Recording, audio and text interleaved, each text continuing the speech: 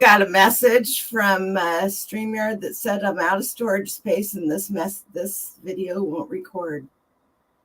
It's always something. Hey everybody, how you doing? I'm telling you, gotta go in and delete, and I forget to do it, so I don't know. Doug, you're in trouble. You got put at the top of the class. Let's see if I can fix this. How's everybody doing? How's your summer going? I'm not gonna lie and tell you that I'm doing great and my summer's going great, because then again that would be a lie. But it's not bad. It's beautiful here. The sun is shining. I have a beautiful home. I got a beautiful grandkids. I got all you lovely people. So I'm trying to focus on the good and not focus on the bad. That's what we should all be doing, right? Let's see. Doug and Janet are fighting already. Kathy's going to take care of them.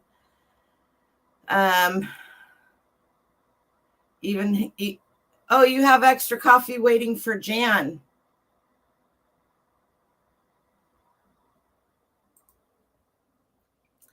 Hi, Sue. How are you? Oh, heavens. What do you got? You got the TP who's got a big pen. Hi, Rebecca. Welcome in. Welcome in. Muriel, how are you doing? Yeah, right? Exactly.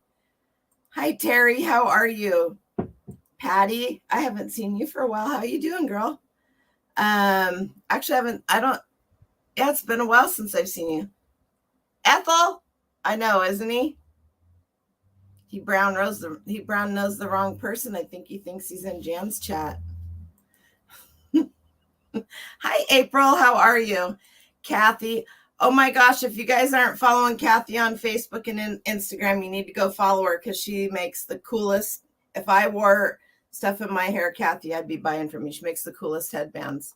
Kathleen, hello. Doug pulled your hair. Oh my goodness.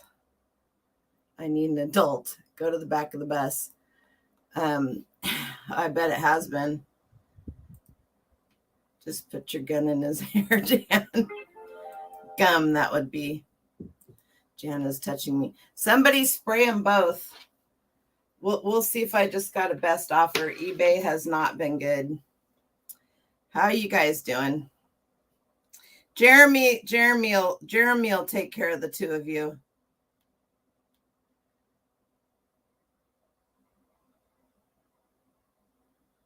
Oh boy.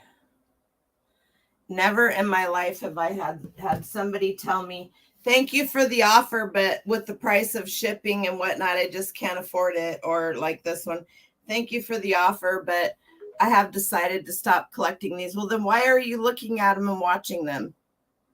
I've never had anybody send me messages like that in 15 years. I guess that's all the best that they can do for me right now. Chews up spitballs and looks for the next shot. Ugh, we used to do spitballs so bad.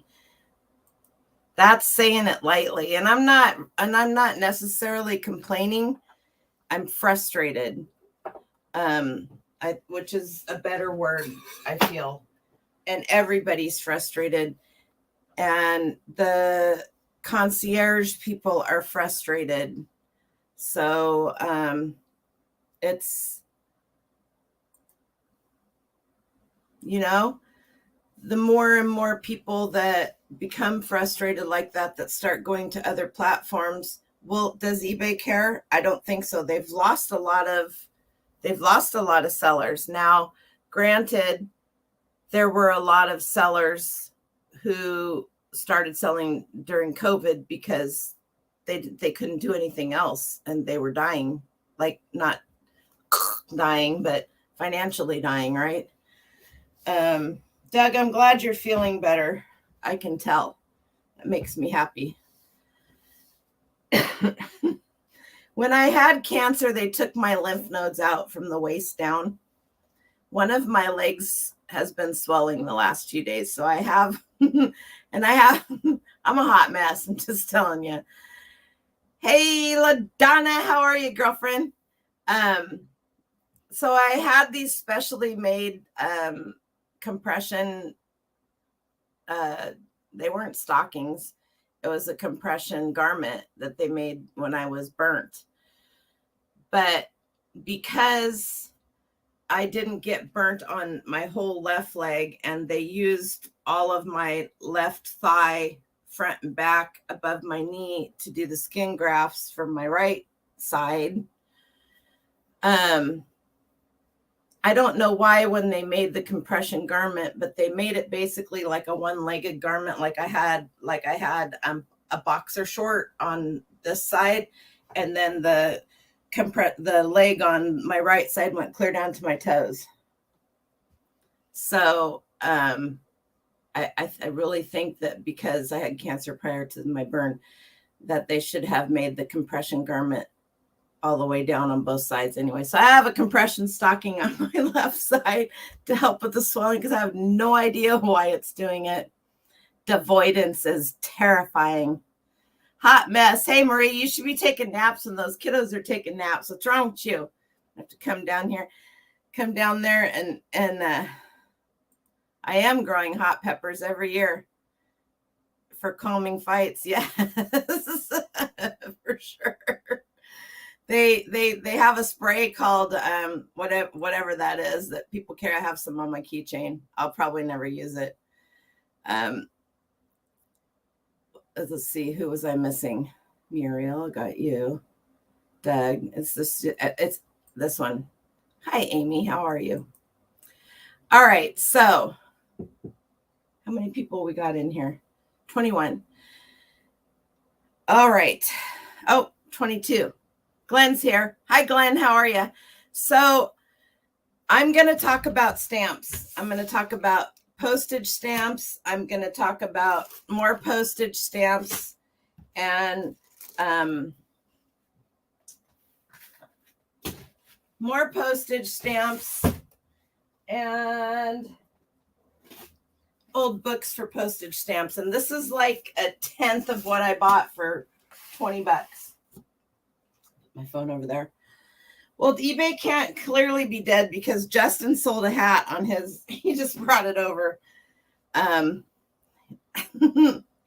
Somebody's making money. Thank goodness. So, but what I want to ask you guys that are in here, let's talk a little bit real quick.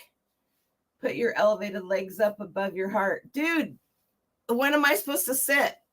I know I'm supposed to raise my legs up, but I mean, honestly, I suppose I could sit right here, but I don't have anything to raise my legs up above my heart. I don't have a heart. That ought to be easy. Oh my gosh, why didn't I think of that sooner? I do have this cool chair though, and there's no reason to not use it because I'm not going to be going anywhere. See if I can get on it without falling off. Hi, Sherry. Put the camera on the ceiling and kick back. We'll just go. Let's do this. You guys can really see the mess. That's whatnot stuff. Anyway, so there's an ant, a little tiny ant in here. Not anymore. The ants go marching one by one. So what I want to ask you guys, let's talk real quick about the postage. Oh, by the way, today's the 29th, January, February, March, April, May, June. You need to order your store supplies by tomorrow. That's how we learned the months of the year that had 31 days in accounting. Start on your knuckle. January, February, March, April, May, June, July, August, September, October, November, December. Every month that lands on a knuckle has 31 days in it. You're welcome.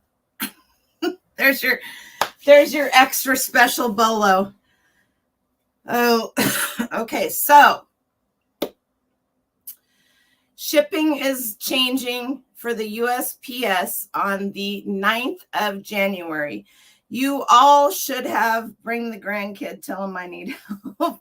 You all should have gotten an email from eBay. Don't tell me you didn't, because I will know you're lying to me. Also, you all should have heard me talk about it several times. Yes, but it's in July 9th. That's 10 days away.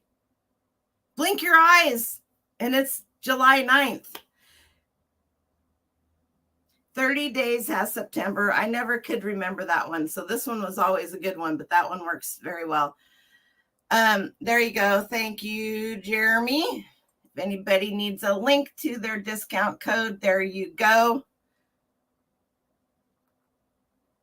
July or Jan? July 9th. As a matter of fact, I know I'm not sharing, but I will. My phone's over here, so if I hear it go off, I know I'm in trouble. Have you fallen and you can't get up, Glenn? Oh my goodness. I'm sorry I wasn't on last week. You guys, my neck hurt so bad. I literally went and laid down and slept until 10 o'clock. You said, Jan. I'm going to have to lay the smack down. So my internet is working horribly. Hi, Julie. How are you? And by the way, hello. Why I have to raise legs? Because I have problems. Hello, Julie. You're welcome. Cooking dinner and listening. You're a good kid, Charlie Brown. Let's see if I can find this email, if it's on this or January. If it's, oh, you know what? It would just be easier if I just did this.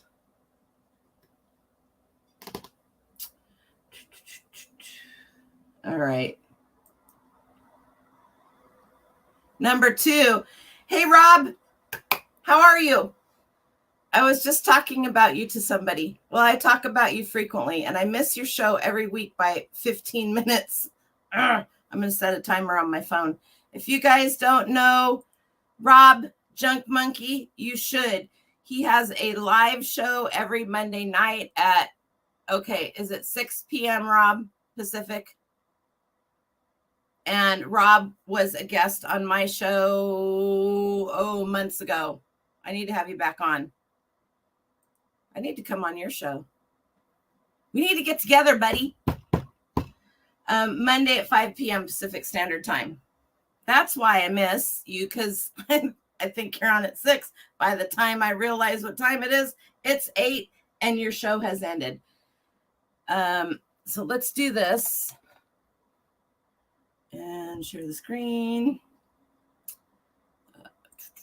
I should have had this all set up, but every time I get it all set up, you guys, you know what happens?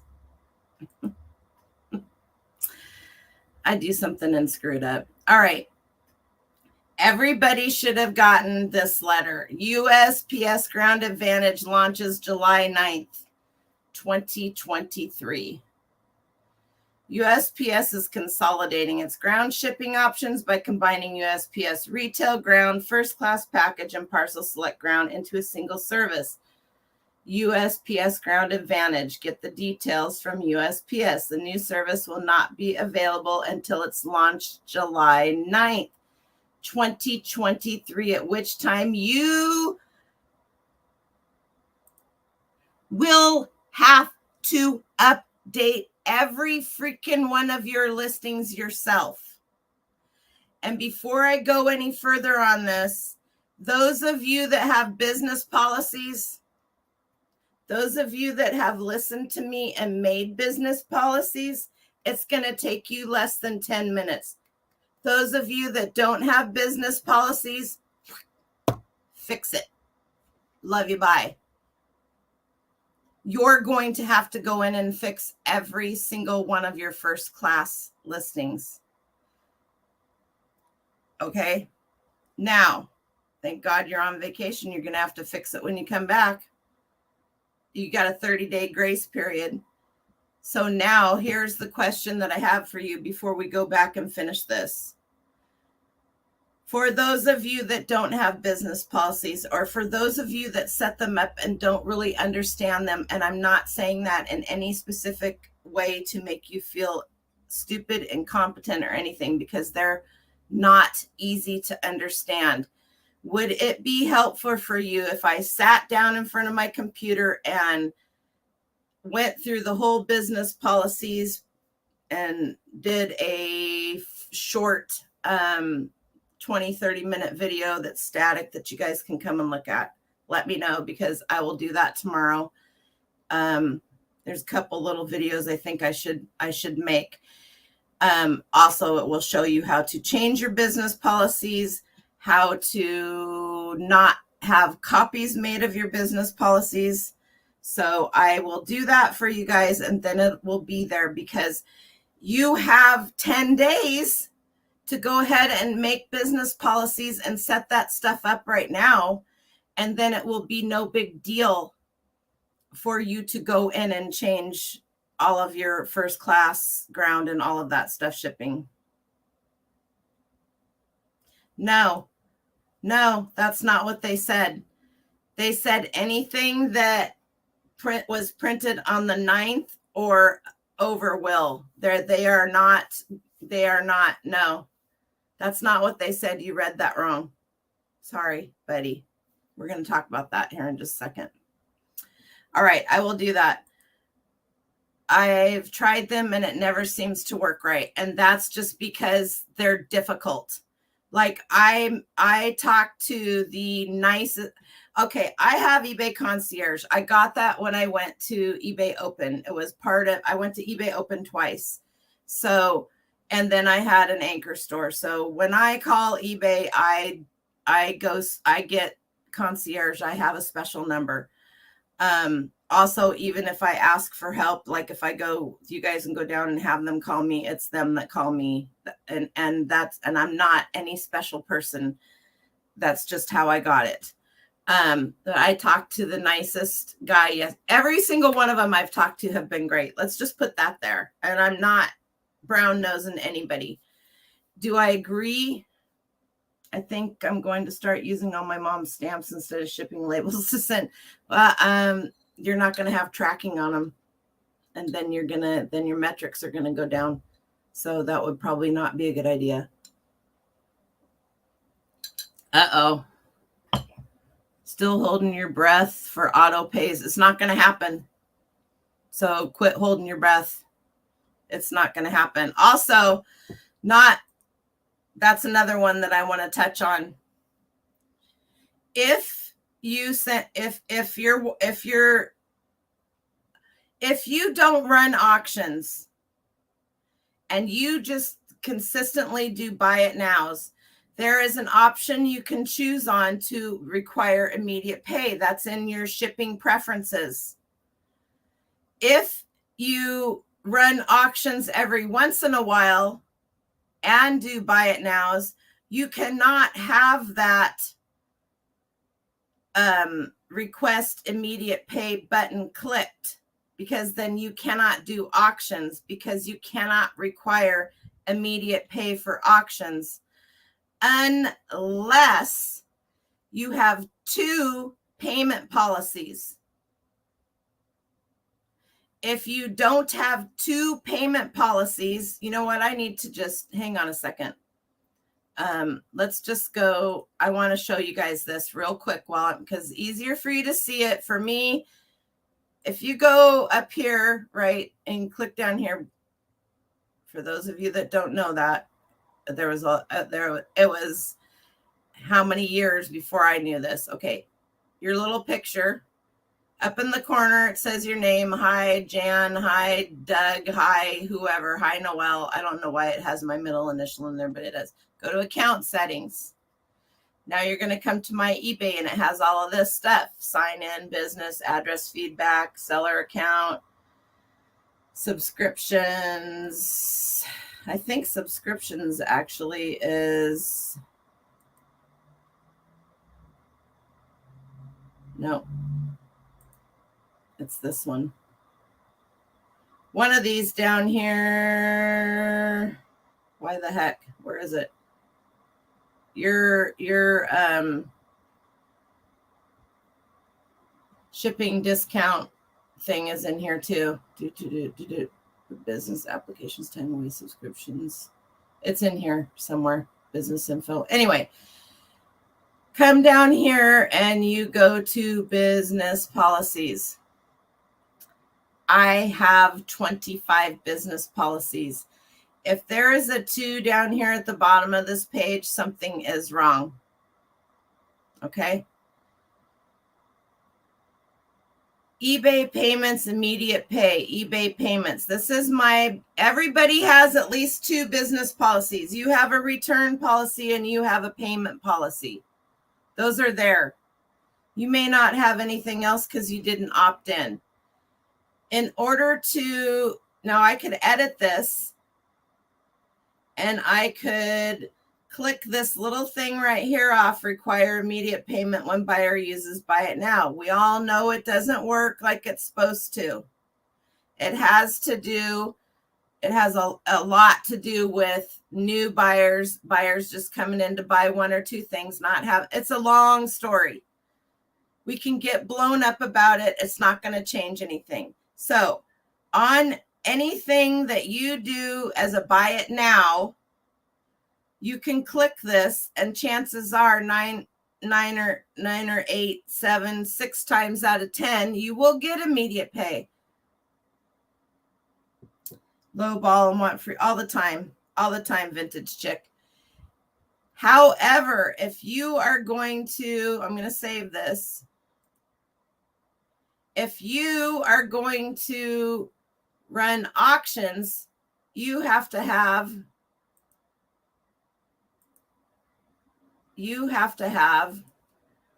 for auctions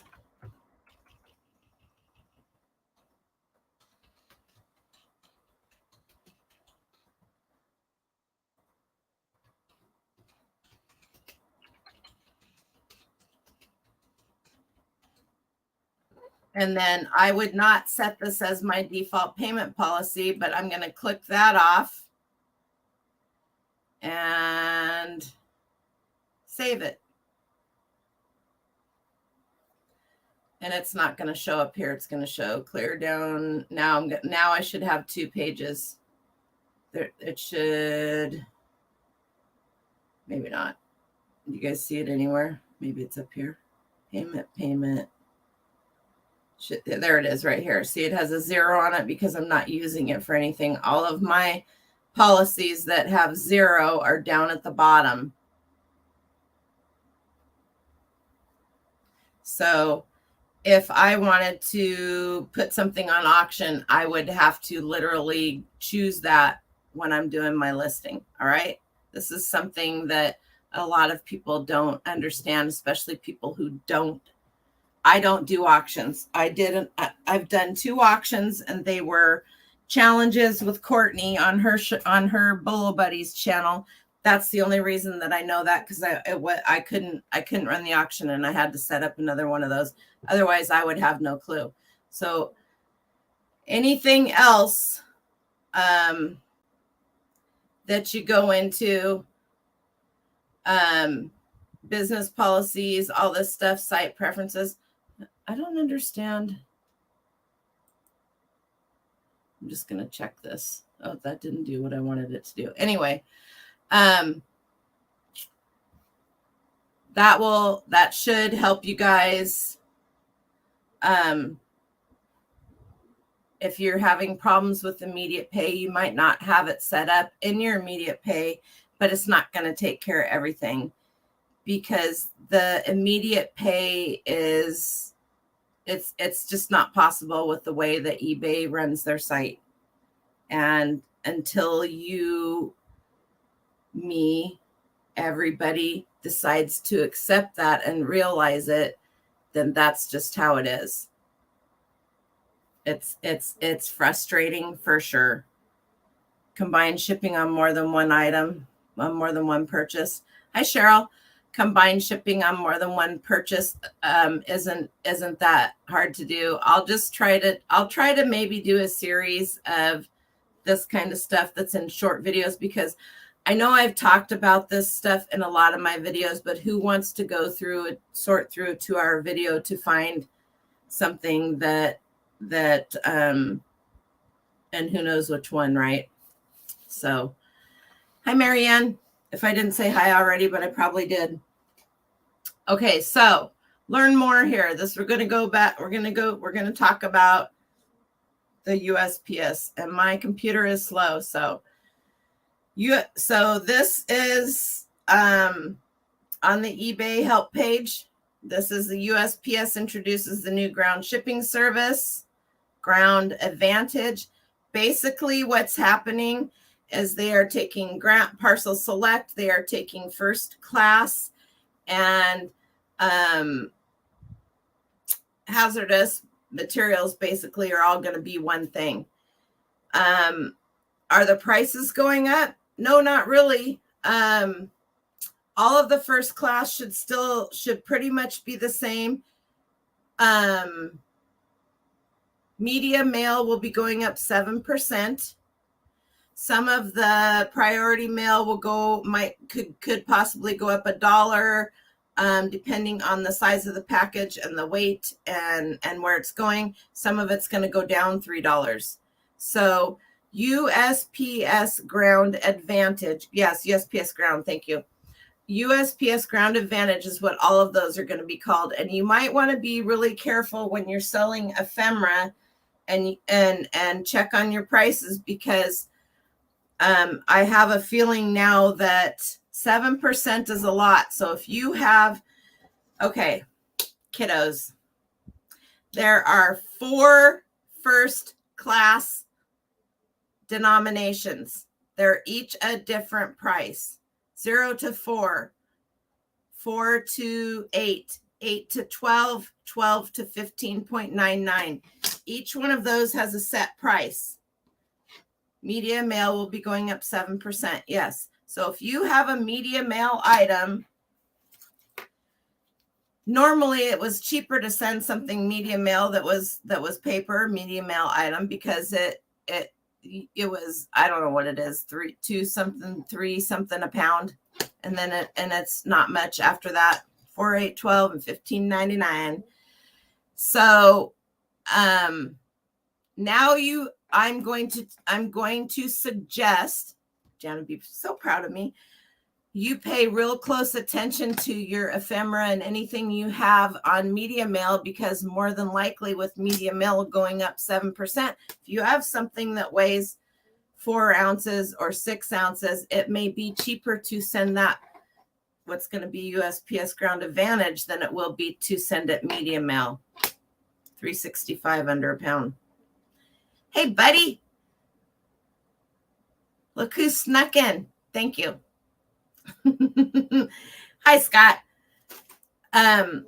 Okay, so it's not just going to be, everybody is squeezed for money right now. The more you understand about shipping prices, the weight of your boxes, can you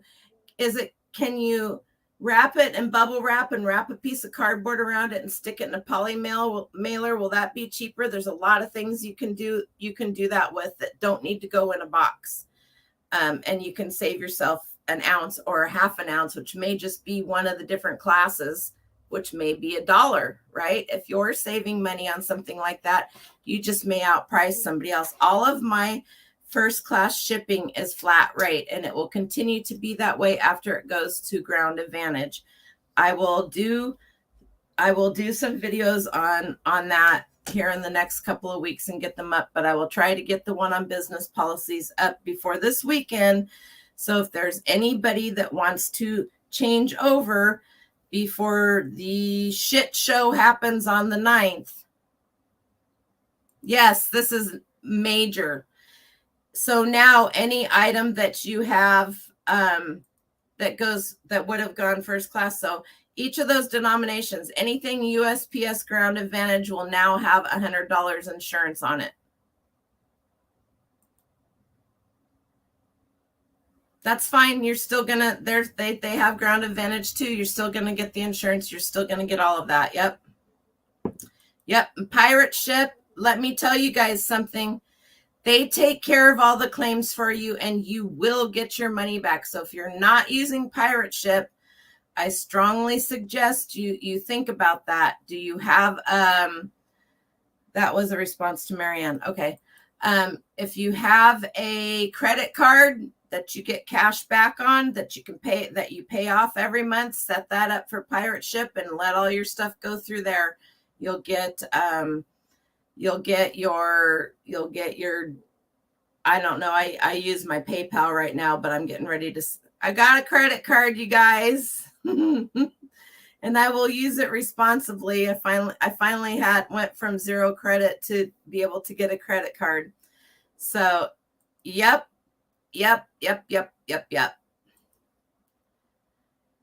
Anyway, that's my little spielio. So what they say in here to talk about what Jeremy was commenting on. That's okay, Marianne. Here's the deal. The United States Postal Service is consolidating its ground shipping options by combining. We talked about that. Here's what to expect on eBay beginning July 9th, which is in 10 days. 10. Count them. Will update labels automatically. If you had a sale with first class package or parcel select ground, the label will print and display as USPS Ground Advantage. If you printed your label prior to July 9th, USPS will continue to accept packages with the previous services for a period of time. Updating your eBay listings. Ground Advantage will be available as a listing service beginning on July 9th. 10 days. Listings with parcel select ground will automatically be updated to reflect USPS Ground Advantage as the shipping service. That's only for those of you that are using parcel select ground on big items.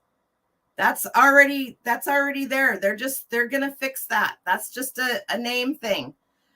Only first class package services are moving to Ground Advantage.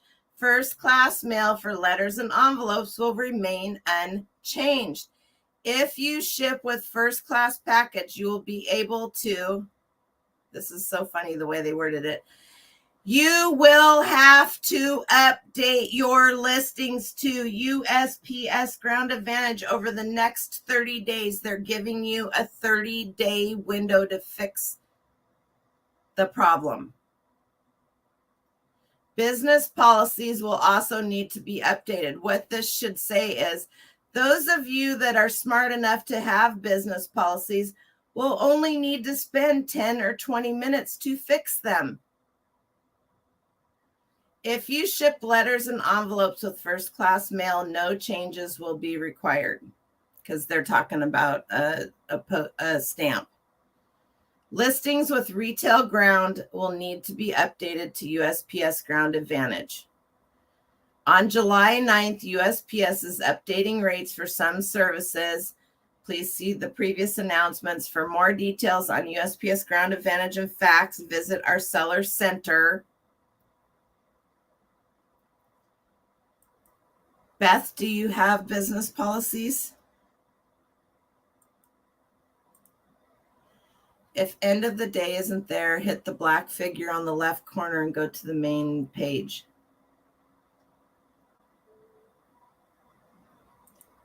You must have conked out after the parcel slip. First class needs changed within 30 days. That's all right, buddy. I just want the sideboard.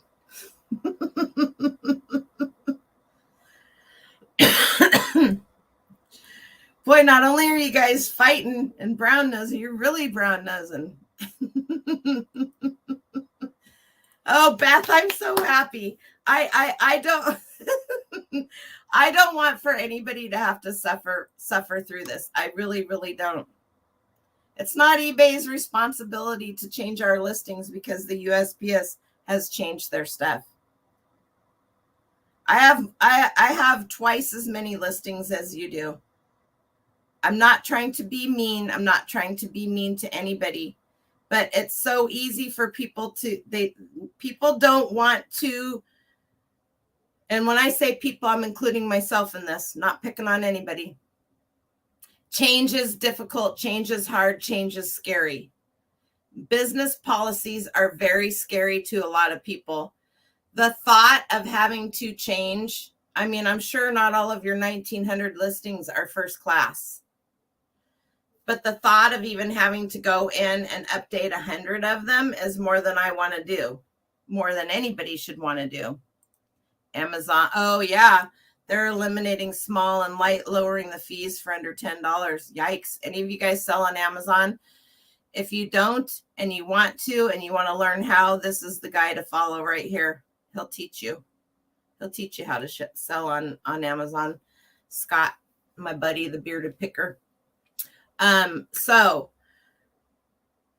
it's not, this is not eBay's fault. This is not eBay doing anything to anybody. This is the USPS, right? USPS. Yes. I wanted to make sure I didn't say UPS. Don't try to, hang on, Glenn. I'm going to do a 30-minute tutorial so that nobody has to go into one of my other longer videos and find it. I'm going to do a tutorial. I'll use my son's store and show you guys how to set up business policies. Okay. And also how I set up my flat rate policies for whatever. It is truly easier to have a flat rate for each of those. I only have 3. I should do 4, but I only have 3. I have 0 to 4, 4, 0 to 3.99.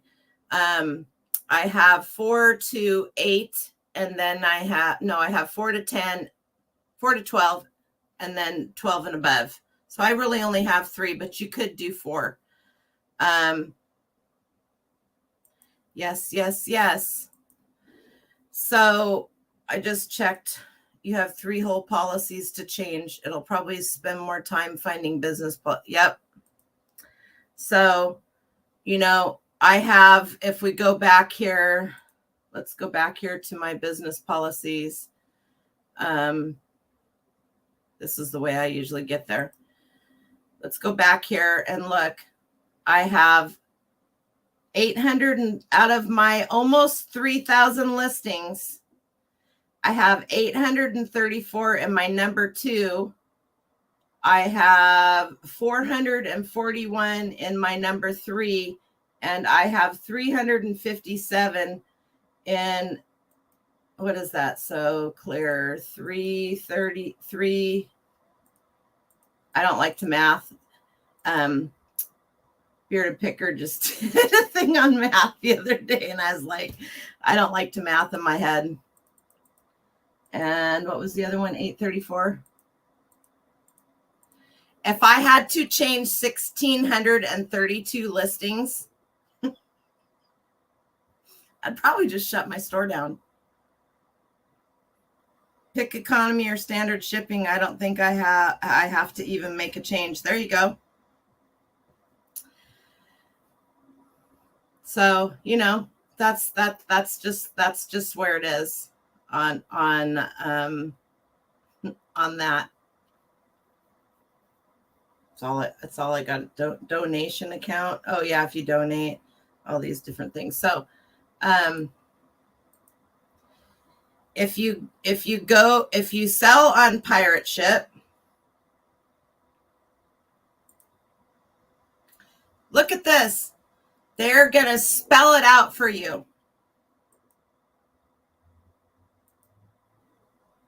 Right here. USPS July 2023 changes, new rates and first class packages. They'll tell you right here. Priority mail rates are either staying the same or getting, or getting up to $4.83 cheaper. Ground Advantage rates for under £1, formerly first class, are staying the same. Ground advantage rates for packages over 1 pound, formerly parcel select, are mixed. Some rates are increasing $1.06, while others are decreasing up to $3. Media mail rates are increasing by 7% across the board. Signature confirmation is increasing to $3.40. Everything else is staying the same. With Pirate Ship, you'll get secret discounts up to $4.83, cheaper than commercial pricing. Hi, Faith. I tell everybody about Pirate Ship when I'm at the post office, especially during Christmas. It breaks my heart to see people in the post office at Christmas. I'll write it down on a piece of paper and hand it to them. I have about 1,300 on my work store. I have BP on it. I have less than 100. Okay, there you go. Anyway, so there you go. Pirate Ship is free for those of you that don't have it. Not only is it free, you can you can import from any store. If you just went to, let's see, and then you can also go down here and you can go into reports, that's not the one I want. Settings, no. Integrations, connect e-commerce platforms. I was hoping it was going to show us all the different ones. There's a zillion of them. Big Cartel, Big Commerce, Chargeify, Cratejoy, Discogs, eBay, USID. USID is shipping to Germany. Etsy, Moonclerk, PayPal, Shopify, Squarespace, Subly, WooCommerce.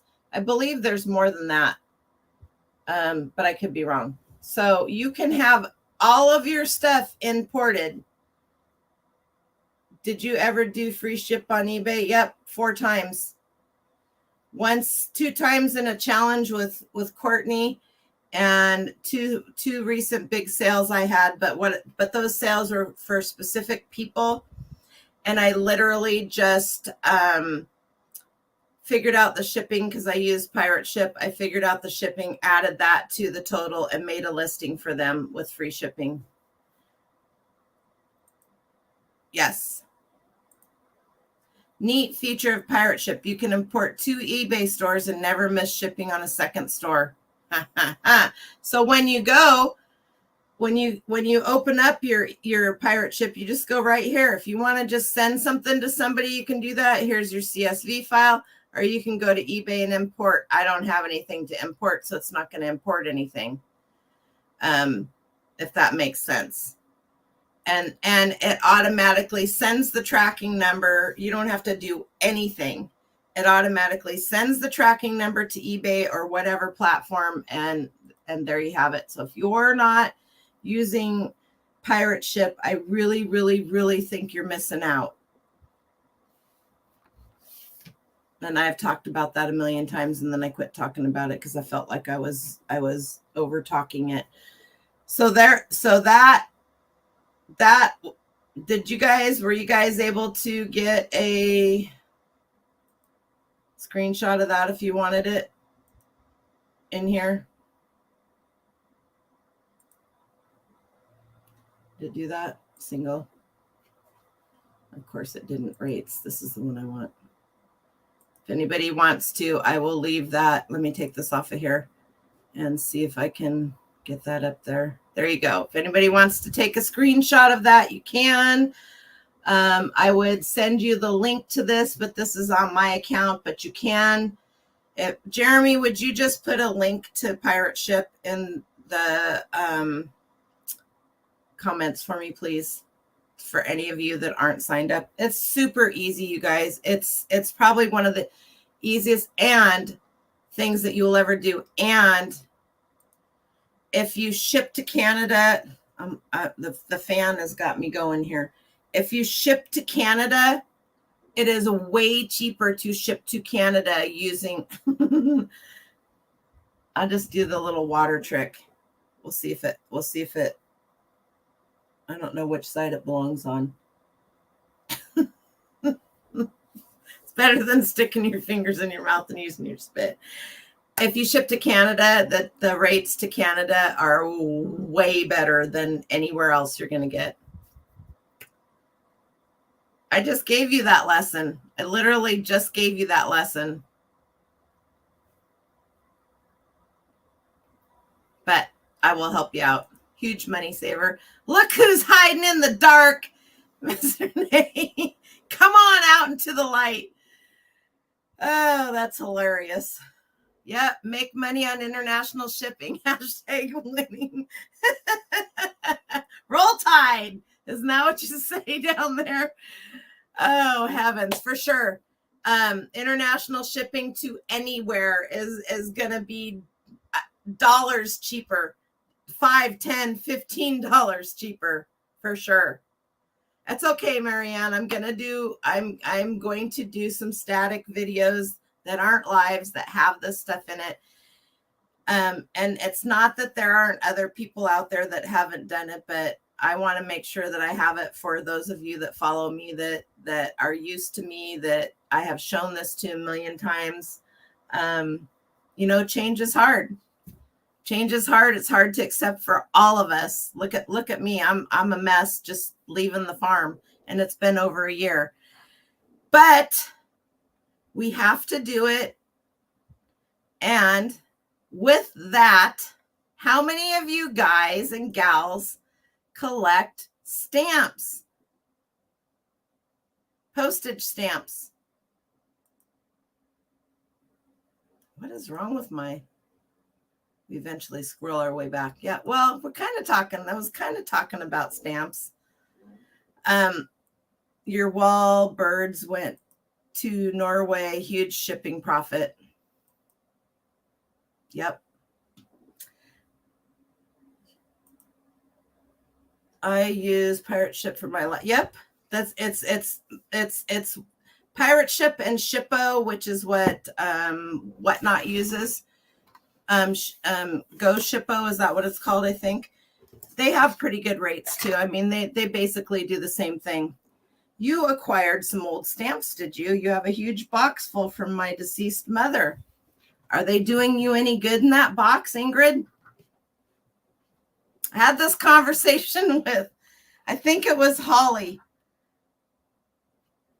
She was doing Whatnot yesterday, and I popped in to say hi, and she was talking about a box of stuff that she had a stuffed animal in it that was hers from when she was a kid, and she wasn't going to get rid of it, and her husband was giving her a hard time.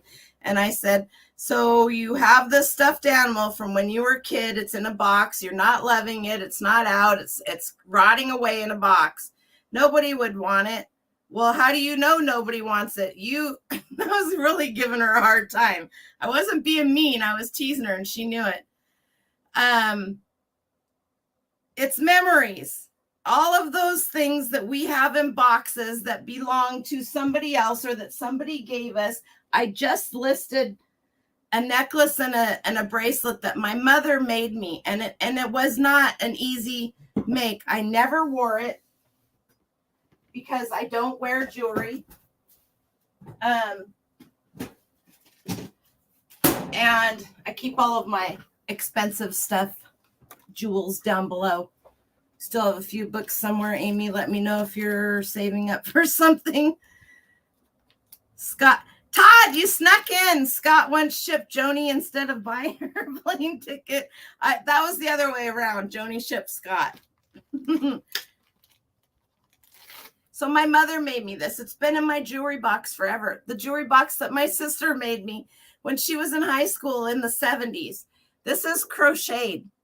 These beads are strung on this teeny tiny, that's about 8 strands. These beads are strung long. They're seed beads. It takes forever. And this is amethyst. Never worn it. I listed it. Not going to keep it. It's going to sit in there and rot. I can take the $180 that I listed it for, because that's real amethyst, and I can do something with it that I will enjoy. And if my mom doesn't like it, there's nothing I can do about that. I'm not telling her. You actually did have a page of the universal monster stamps. Oh yeah, you were telling me about that. Trying to figure out the collector world of cigar bands and boxes. That would be Don, the auction professor. He's your guy on that one. He does a lot of that stuff. So Stun the video epic. So these things that we're keeping are, you have a box of stamps that were your mother's, Ingrid. And I had stuff that my mother made me. My mother's still alive, but I don't have a relationship with her. And that's okay. She's not my people. She's a good person. She's just not my person. I have a lot of good memories with my mom, and they will always be there, but they're my memories. Nobody can take your memories away from you. But do you need to have all of this to keep those memories? See, this is somebody else's memories that are buying from me that I bought from somebody else. If you are an estate sales shopper, if that's my main place where I do my sourcing. I love estate sales. If you are an estate sales shopper and that's where you go on the weekends, then you are very well aware of what the families are wanting and not wanting to keep.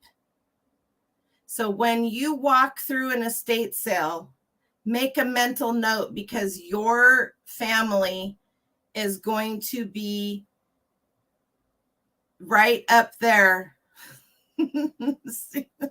Your family's going to be right up there with them.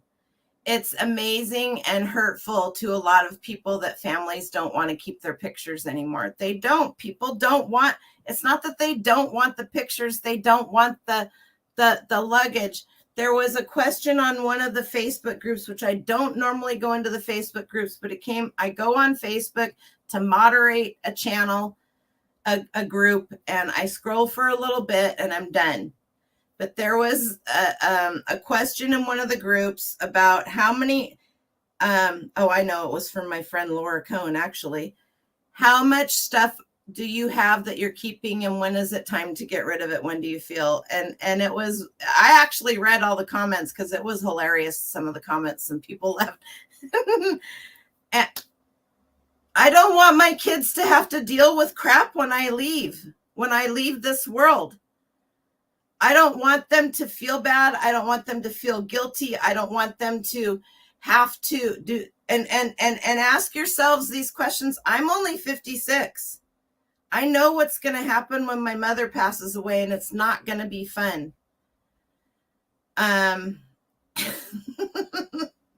So think about that in your own house, not your business stuff. Because I don't know. This guy right here's got a problem, but he's got a place to contain his problem. I used to have a really nice place to contain my problem too, and now I don't. So it's costing me money. That they're always held in the home of the person, and the person isn't always recently passed. That's a misnomer. Sometimes they've gone to live with one of their kids. Sometimes they've gone to, they're just downsizing and they got a condo. Sometimes they're moving to another state. Sometimes they've gone into memory care. So not always has that person passed away, but they are at the point where they're done. And that's where it is. Nobody's stopping you. So your box of stamps that were your mother's can bring you a lot of money depending on how you want to get rid of them. I do not want to, okay. Every book at this estate sale was either they started off at $20 and $10. This book right here is the International Postage Stamps Album, Junior Edition, fully illustrated, Scott Stamps and Coin Company, New York. It was given to this guy from his pastor in 1926, and it's the 1924 edition. I had to tape the spine back on it because it was falling apart. Does this? Speaking of falling apart.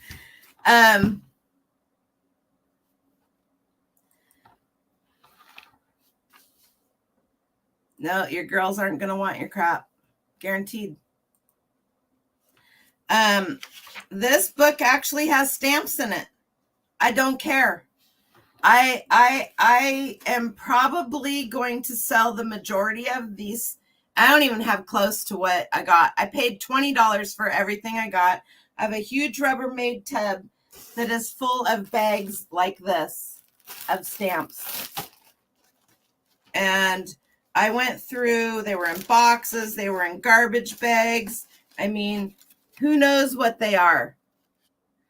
Well, I mean, I could know what they are. There's, boy, this one has, this one's like airmail. Some of them she had,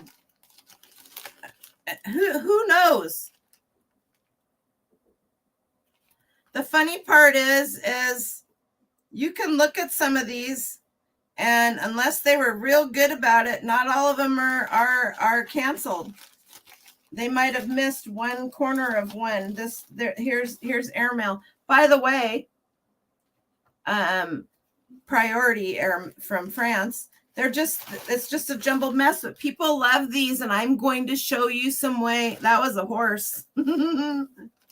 You're such a smart ass.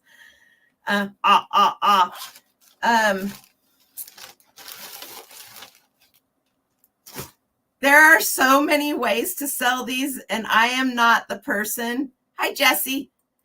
I am not the person that is going to sort through these. I have a person who has offered to sort some for me, and I'm going to show you and I'm not going to out them either. They may or may not be in the chat, or they may or may not be watching this later. And I may or may not want to get into trouble. So there will be no names given out in my may or may not helpful person. So I am going to sell a lot of these on Whatnot. Now here's, I don't want to hold this up. Will it fall? This is one loose one. What is this, Scott? I don't know. Is it gonna? I don't know who it is.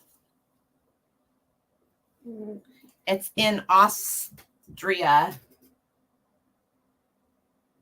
Ferschen, Schaffer, Stoffer, Speichern, something 10 cents. I can't read it. It's Austrian, German, something like that, because it's actually the section where Austria is.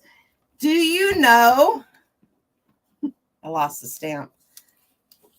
That this one's Cito, US postage, 4 cents. People junk journal with these things. Worcestershire, that's right. People junk journal. They do all kinds of amazing stuff with these stamps, and I'm all about selling these stamps to somebody that wants to sit and go through them. Now there's stamps in here that are literally are not, they're still worth money. They are not, they have never been used. This one's never been used. This one's never been used. Here's you can still use these. You can absolutely still use these. I hope whoever is sorting them has a bunch of bags or envelopes. Oh, that's a good thing you said that, because I should probably write that down on my list of things to send to that person. Post-it note time.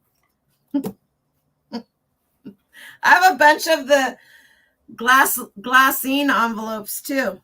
Do you guys know what those are? The glassine envelopes, envelopes and bags. Don't have time to sort stamps, right? You have to get, okay, Mr. Howell. Let's see if I can just pull one out of here. Of course I can't, because that would be asking too much. These envelopes right here that look like, that are clear and transparent, are supposed to be air and waterproof. And every one of them that I've seen has, they're called glassine envelopes. And this has a stamp that somebody paid $2 for. It's unused. It tells me right on there what it is. Mystic Stamp Company is a company that sells stamps. And this lady bought a ton of stamps from this company. And she bought a ton of supplies. Every one of the stamps in here is usable. I just showed you a glassine envelope. This thing right here. People keep stamps, anything that has see this little envelope right here? See how it's a weird color? Yeah, it looks like wax paper, very much so. Thank you, Cheryl.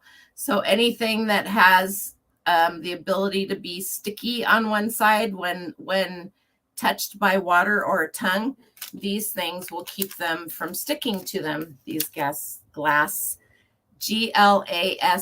I believe is how they're spelled, glassine envelopes.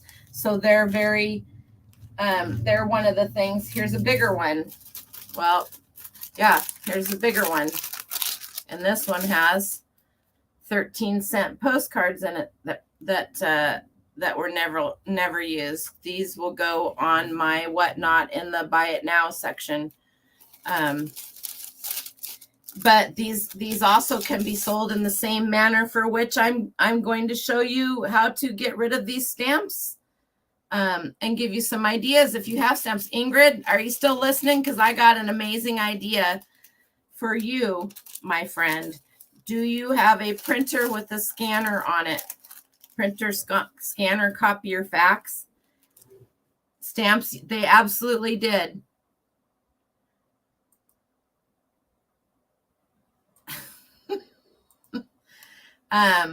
Back in the dark ages when you had to lick stamps. Yep, you'd actually could get them in. They actually would come in these. Okay, so pay attention. And if you have to leave before I'm done, come back and watch the rest of this, because I'm going to give you some ideas. What you can do with your mom's stamps, get rid of the stamps and still have something for you that won't take up as much space. So one thing that you guys need to know is when you do buy these big lots, like I have a whole one of the big blue Rubbermaid tubs, the old school ones that were not see-through, full of envelopes like this. And I'm telling you right now, I have $20 into everything that I have here. I have one more big book like this. It's actually bigger than this. That's got stamps in it. And then I paid, this is unbelievable. This I'm actually going to list on eBay. I paid $5 for it. So everything was 50% off. So this was $10, and I got our conservation quality. Also, yes, they should protect print. Yes, 100%. The envelopes are, so if you have photos or print ads, you use them for photos and negatives and slides. 100%. Thank you, ma'am. This book has a collection in it that's actually worth quite a bit of money. Surprise, surprise. It was amazing to me the amount of people that came through this estate sale, and I love this estate sale company. They weren't priced high. $10 for this would have been an amazing deal. People don't understand stamps. They don't want to mess with them. And I can tell you that because I was there on the second day and they were already half price. You're making me go to a 50% off. Yep, you better go. This book is literally all of the Princess Diana stamps. And when I say all, there's pages. So, and they were from and none of them have, I mean, if I wanted to use them for postage, I 100% could use them for postage because none of them have been canceled, and they are real stamps. So this set right here, Princess Diana 1961 to 1997. If anybody feels the need to look these up, they can. Then there's this one on, and it just literally goes on and on and on. Let's see how many of these I can show you guys without killing myself. That's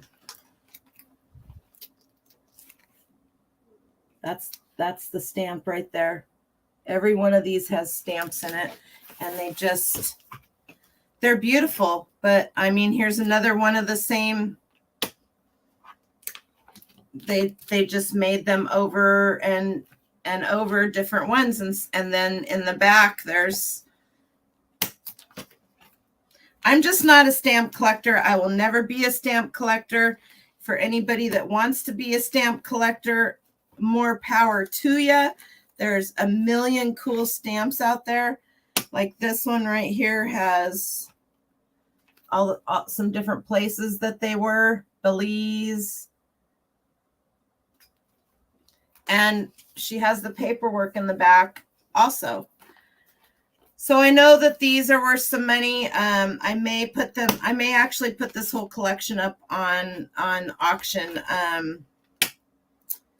I don't know. There's lots of different ways to get rid of these. But if you have older stamps, all stamps are copyrighted. All stamps were copyrighted. However, okay, I have stamps, but I just keep, hi, Katie. I just keep adding to my pile because I don't know anything about them or which ones are actually worth the money. Hi, Susan. How are you? First day stamps are, everybody thinks they're worth a lot of money.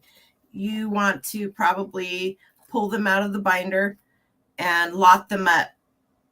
That's how I sold the ones that I bought. Also, there's, I don't know what these are worth. I haven't even looked them up. They came in it. These are part of the stamp collecting community. They're Princess Diana British penny coins. So there's like 4 of them in here, and I've got the certificate of authenticity. So I think this book's probably worth a couple $100 from the few things I looked up on it. On and On was a song in the late 19 it was.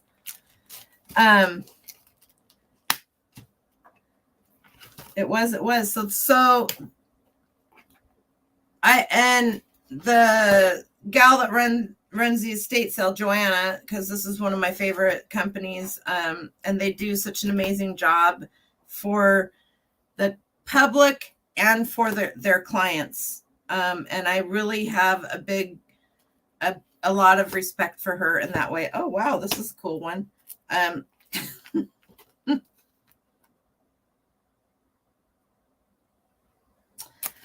So she had said that somebody almost bought the whole collection the day before. So the IKEA cabinets that have the cubes in them, they have 6x6s and 3x3s. Well, she had 2. She had a 6x6 in the front room, and it was stuffed full. Do you mean the spinning wheels from the early 70s? They make you go round and round like I forget how that song goes. So I decided in the heat of the moment that I was going to get some of these stamps when I picked up this book and saw this book. And I was like, then of course, after I left, I mean, even though I spent only $20, I thought to myself, what the heck did I just get myself into? So I have spent 2 weeks trying to figure out, 3 weeks actually, because there was also a bunch of these, which I thought were really cool. And I have done a small amount of research on them. These I will probably list too. Here we go. Here's your, these are stamp mounts. Those I will sell. But each one of these looks like, it almost looks like there should be a stamp in there, right? I don't know how well. There. What this is it's a set of mounting.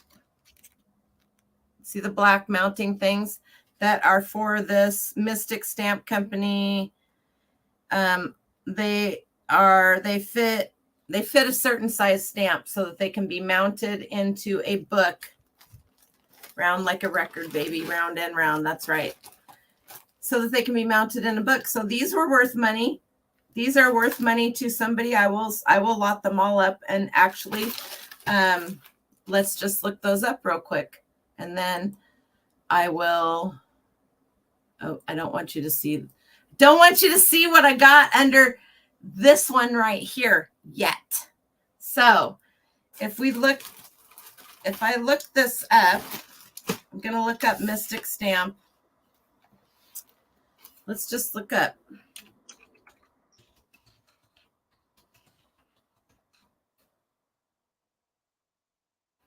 Mystic Stamp Company, Camden, New York. Buy stamps online. And you can go in here and they have all of these amazing things. And then they have shop your stamp supplies. They have storage. They have supplements, not the kind that you take. Free stamp catalog that you can download the pages. Remember that if you're a junk journaler. Remember this, that you can come in here and download some pages. Foreign stamps. Love U.S. history. Get our free app. So if you want to go and get their app and learn about stamps, that's probably a good place to do it. There are a few pretty decent YouTube creators that have done stuff on stamps. I have not had the ability to sit and listen to any of them. Today in stamp history, June 29th, the death of Henry Clay. So they have one of these. They have this at the bottom of their first page. But if you go up here, they have a help and learn foreign supplies. This thing right here that I showed you is what these things are right here. So basically, you're going to get this 27 by 30 millimeter, 50 vertical back split. So there's supposed to be 50. Well, each one of them will have a different amount. And they're charging $3.50 for, and they're showing you this stamp and how it should be mounted on it. So this, I have tons of them. I have 4 more bags full of these. And they're charging $3.50 each for it. So, you know, and then you have the pre-cut stamp mounts. I'll just lot a lot of this stuff up. Getting too high, going to sleep. All right, good night. Thanks for stopping in, Scott. Give Joni a hug for me. Tell her I said hey. So a lot of this stuff that I have is sealed and new. And I can go ahead and I will go ahead and lot this stuff up, and I may put it in lots on Whatnot, but I think I'm probably just going to lot it up, that kind of stuff, and put it on eBay or Etsy or Mercari or whatever, right? So I think, I'm not sure because I really don't know enough about stamps. I mean, we're going to learn a lot of this together, you guys, but I do. Hi, Vintage Huntress. How are you? You got some stamps, but I have just pushed them off. Yes. I'm going to give you some ideas. I honestly think that on Whatnot, what I'm going to do is I'm going to take a small bag of stamps like this. I will have a large glass Pyrex sheet, cake pan, the big one, and I am going to put this in that, and I am going to start the auction out at $5 or $10, and I will just go through and I will flip over and I will show, and then I will run an auction as I'm showing them. I will just show and show and show. But you see, this bag has all different kinds. This is come on.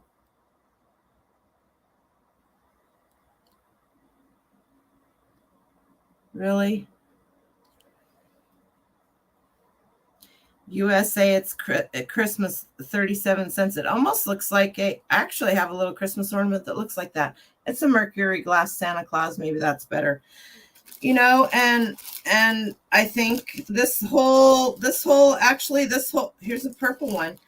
This whole bag right here is pretty much all Christmas. I should save this one for my Christmas in July. That's a really good idea. Thanks, Noel. This didn't look like it was used, but I don't know if it was or not. I don't think so. This stamp, I don't think has been used, and it's 41 cents. I was thinking that down there on the corner it had been, but I think that's just part of the back because there's some marks up there. I was close, but this is Christmas too. So this whole bag right here is basically a Christmas theme. And that's something to think about. Christmas 6 cents down in here. You guys, they're just all over. People love to craft with these. Hi, Boatman, Boatman. Were you expecting that? Some of you might have been. This one right here was never used.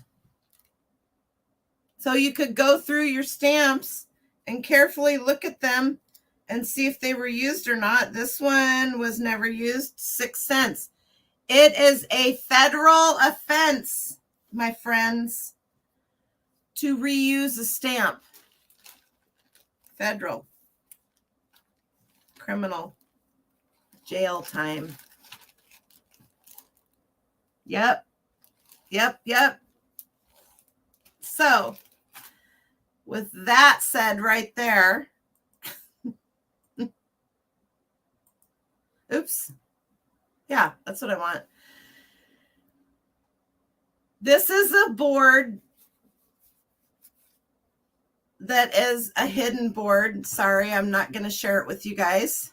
It was made for me, and I have added to it, and it has been added to by other persons. So when Julie, my girl right here, said, as a crafter, we also like things sorted by theme or color: Christmas, floral, animals, butterflies. Might help if I actually... Vintage stamps for wedding invitations.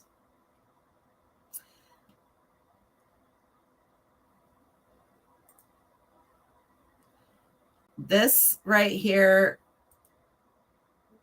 stamps pink once wed. Notes added here will be private to people in this board. So that's only for people that can, I may have outed you. This one I put in here. I love this, love this, love this. They took all of these stamps, Mrs. Stephenson's class art project, and they made a mosaic picture of the Space Needle using different stamps. I have all of my listings set at good till canceled. Nope, you should not. In my opinion.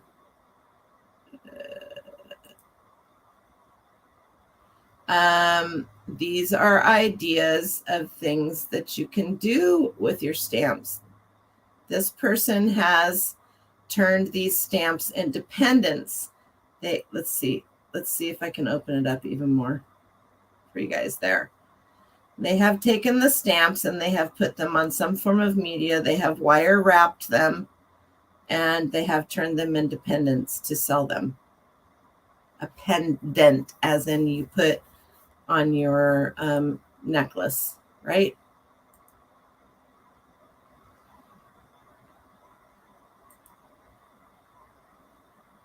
Look at all of these ideas down here that people have done with museum inspired collection. This is something somebody's selling. Oh, I don't want that. All right. Sorry.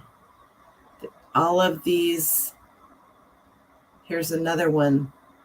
I should add this one. This is with photographs, but you could do this with stamps as well. It is amazing to me over and over. Well, not really, because I used to spend hours. Oh, looky, you guys, sell the weird stuff. I have this almost exact thing listed. Yes, I do, for $59.99. What can I say? Let's see if we can get back to my spot here. All right. Blue, red. Here's somebody has made a string. Here somebody has taken this. They have taken this postcard and made a stamp on it.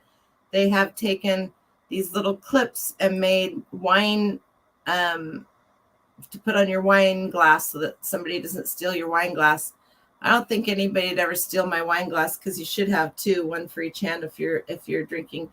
Here are vintage postcards. You guys wonder what everybody's doing with all those vintage postcards that people are buying. Well, these are actually luggage tags that they've either made them into luggage tags or they were luggage tags. Let's see if I can get, this is an Etsy store. Primitive, grungy, vintage style, mixed postcards, gifts, or scrap tags. So they took grommets and they put them in here. They took the postcards and they clipped the ends off and they put these brass looking grommets in here. Hey girl, hey. Drop your link for tomorrow's show. You know you need to. I need you to.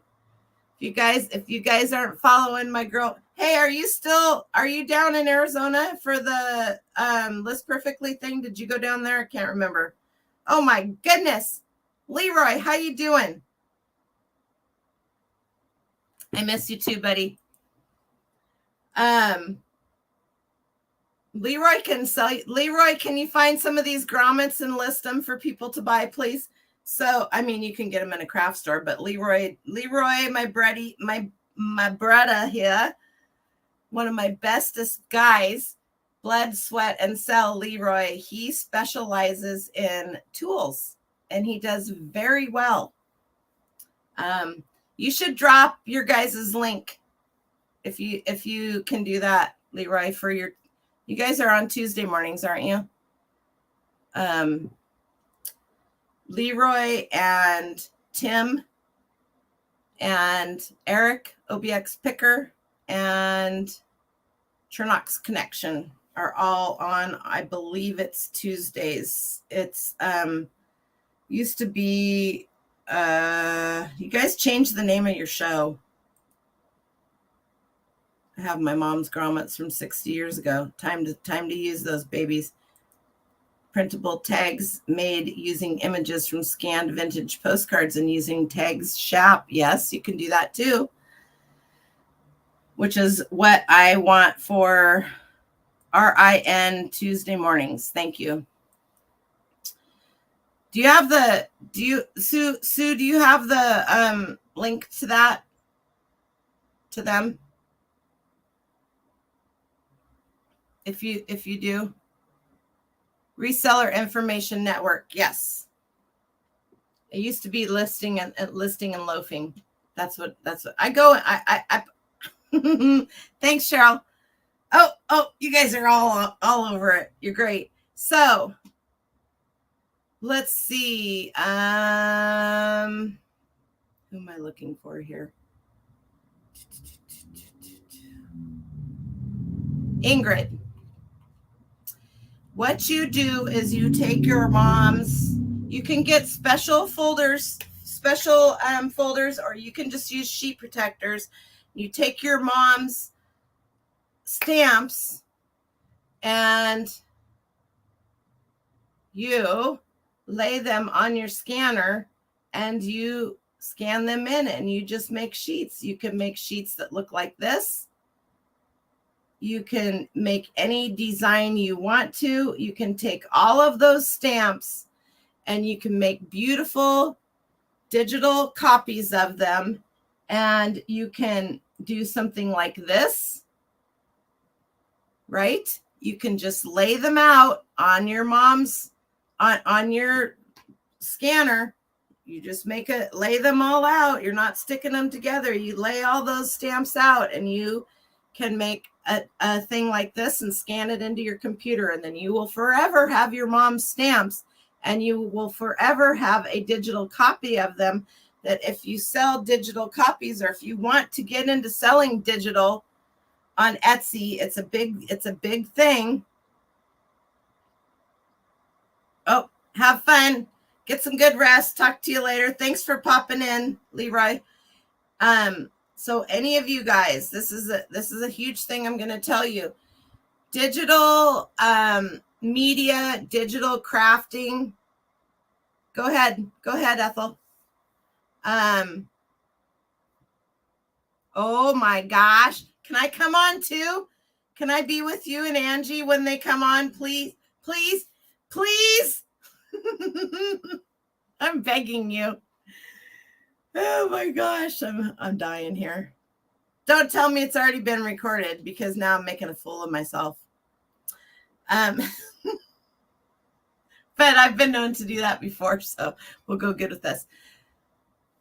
I'm waiting for you, Ethel, to make your suggestion. Anyway, you can scan these in, you can make copies, and then you can sell the stamps. You can sell them this way and have your own copies. You can sell them. Get a small temporary tape runner that won't damage paper. Swipe on the back of the stamp and place on a piece of acetate or a sheet protector that is clear. Temporary tape runner. Well, that's why I suggested the sheet protector. Yep. That's a very good suggestion.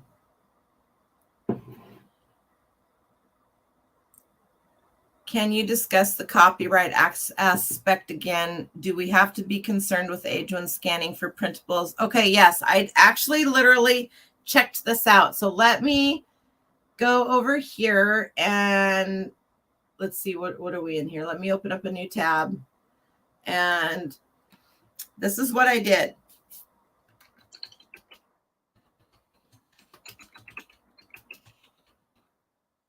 Are postage stamps copyrighted? What about those attractive postage stamps? So, because postage stamps printed under the U.S. Post Office were works of the U.S. government, stamps dating from before 1971 were not subject to copyright and are today in the public domain. However, USPS stamps are copyrighted. Let's open this up. Oh, that's why I didn't read the rest of it. The job of the Postmaster General. You know what? Okay, this is a PDF. I wonder if that'll come through as a link for you guys or not. There you go. The job of the Postmaster General, first held by Benjamin Franklin, became a president cabinet position, blah, blah, blah, blah, blah. But I wanted to just know more. Okay. Let's do this. So we can all read this together. Can you guys see that better now? U.S. stamps are copyrighted. The Compendium of Copyright Practices says that works of the U.S. Postal Service as now constituted are not considered U.S. government works, whatever, and therefore may be registered for copyright. A casual search in the office's card catalog drawers reveals a few U.S. Post Office registrations, but the online records, which began in 1978, contain hundreds of visual arts claims for postage stamps, with the USPS as claimant as an employer for hire. Recent court cases are illustrative of the perils of confusing the copyright status of a stamp or of the image on a stamp. In September 2013, Vermont sculptor of the Korean War Memorial, Frank Gaylord, won a settlement of more than $684,000 because the USPS used an unauthorized image of his sculpture on a postage stamp and on merchandise sold by the USPS. The contractor responsible for designing and constructing the memorial did not acquire the sculptor's rights. Shame on him. So basically, you have copyrights and you have trademarks. Oops, I did not realize I hadn't taken that here. Let's do this. Hi, Michelle. I do it with images. I alter all the time. If you alter them with my white Uniball pen and scissors and then scan in super high resolution. So, hey, BCP, how you doing, buddy? So you have a copyright and you have a trademark, and they're two different things. The copyright and the trademark may fall off and they may come into the public domain, but that's going to be for whatever image of whatever it is that was initially copyrighted or trademarked. Does that make sense to you guys? Dren and I were listening to this whole podcast. Dren was listening to it. I should tell you that. I was listening to something else. And then I realized this 9-year-old kid is sitting here listening to this whole shebang on copyright and trademark. And he could probably answer this way better than me. I was floored. So I shut my radio off and we listened to it together. Right now, the big thing in the news has been Winnie the Pooh. Winnie the Pooh trademark, I believe it is falling off, but it's for the very original Winnie the Pooh. And so they haven't re-trademarked it. I believe it's the trademark. They haven't redone it because the Pooh that Disney uses is different than that Pooh. In order to use something that's copyrighted or the trademark has fallen off, you have to alter it. Yep. It has to be altered in a way that fits with the laws. So there are some things that you can do and use for them. But the majority of the older stamps, I believe, are okay to use to do this kind of stuff with. They're beyond their trademark copyright infringement. Does that make sense? So does it hurt to come in here and look this stuff up? Here's Find Law. There's all different kinds of places you can come in. Works created by officers or employees of the United States governments or as part of their official duties include writing images and computer code are generally not subject to copyright protection. So there are no restrictions on reproduction. There are, however, several exceptions. So it's always a good idea to spend 10 or 15 minutes reading some of this stuff to make sure that you're okay, because you don't want to get that dreaded email or something like that. Mine are all way before then. Yep. So going back to this, and what do we have here? Going back to this. This is a, boy, oh boy. This is a piece of fabric. You can do this and just make a digital copy of it. I don't know if Jody Toyatic is in here. She'll probably come back in later and watch if she's not hiding out listening.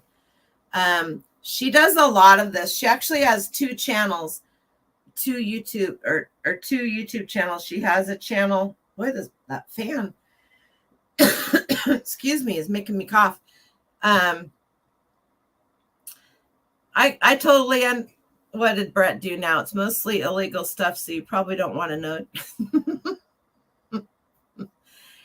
I think most of it's so old, but because I was talking to Ethel the other day about the Princess Diana stamps, you could probably scan those in and hold on to them for 20 years.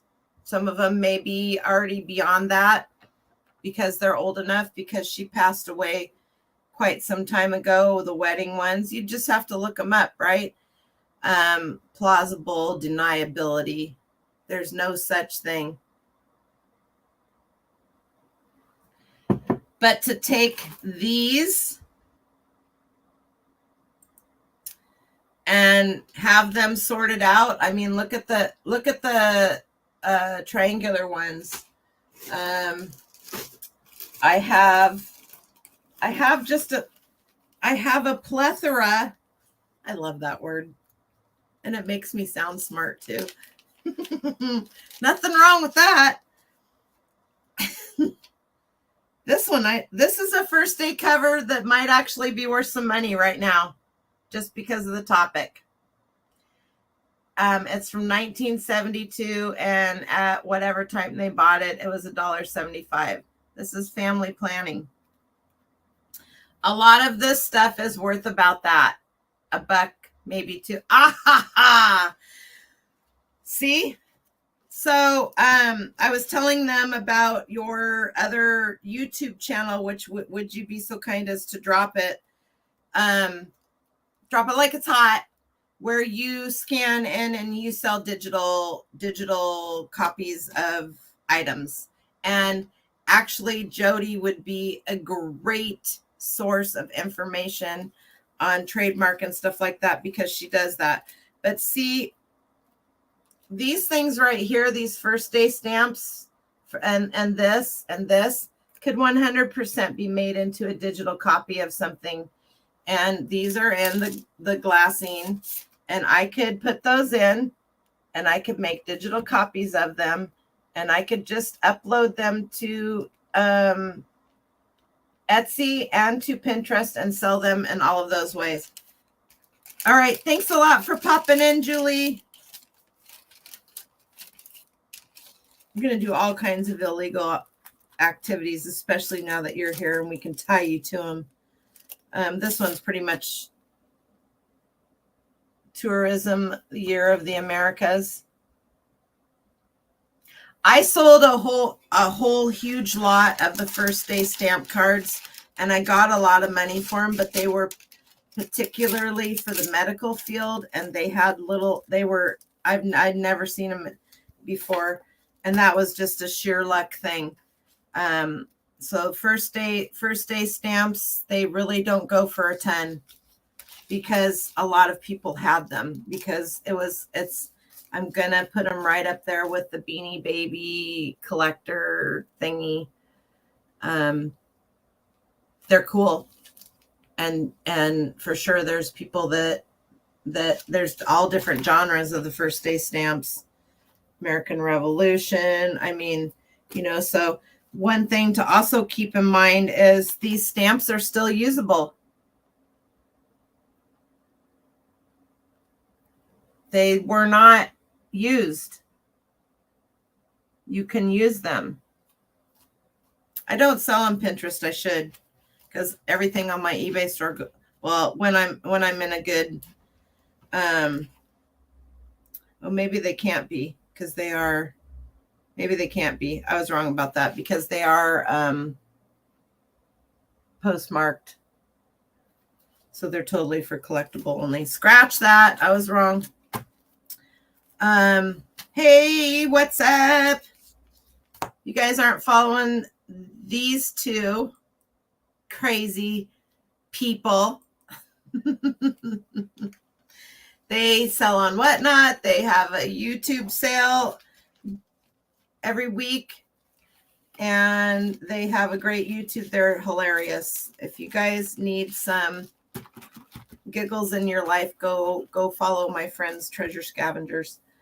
But as you saw over here, if I still have that page open, look at these right here would be perfect fodder for something like this.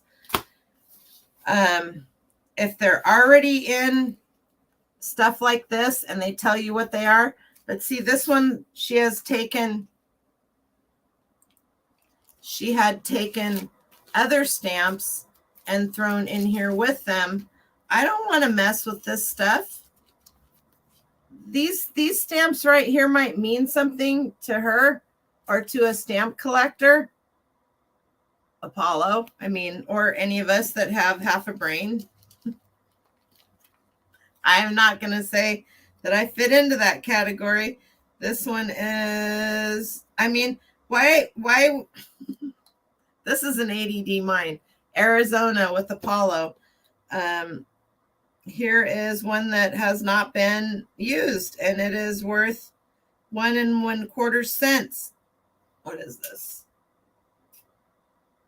Palace of the Governor, Santa Fe, New Mexico, U.S. Postage, 1 1/4 cents. One thing I did notice is that I did learn is look at that nice white border around there. That's a thing. You also share them on a blog, and if people want to copy them, I guess they will. True. Monetized. I only sell digital. Okay, here's my girl, Jody.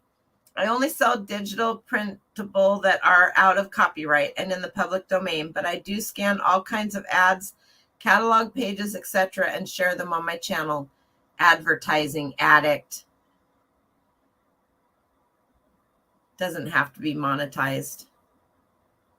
Yes, you do, and you can find these at estate sales all around the world. I love this thing. I have 3 of them. Also, another FYI, if you ever see the round light bulbs at an estate sale, you want to pick those up because they're hard to come by and they're expensive. I pick them up every time I see them.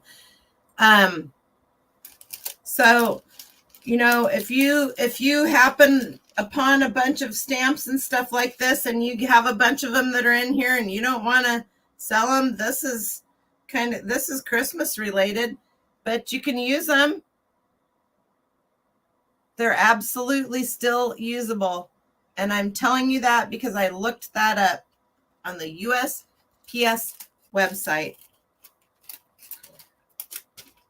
This is 1964 US Mint number. And I mean, everything you need to know to list these is right there. Should you be able to pick up packages like this where it's already done, right? Or duplicates. Robert Clements. I wonder if there's any United States, you know, and some of these, it has the prices that she paid for them. Does that make them worth any more or less now? I don't know. I'm not a stamp collector. I don't want to be a stamp collector. I'm a reseller.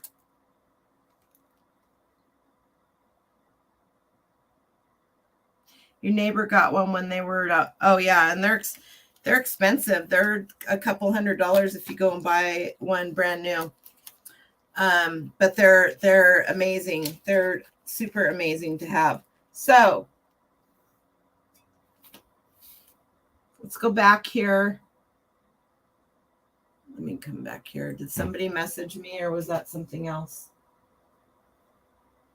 Let me check and see if I did something I wasn't supposed to. Nope. All right.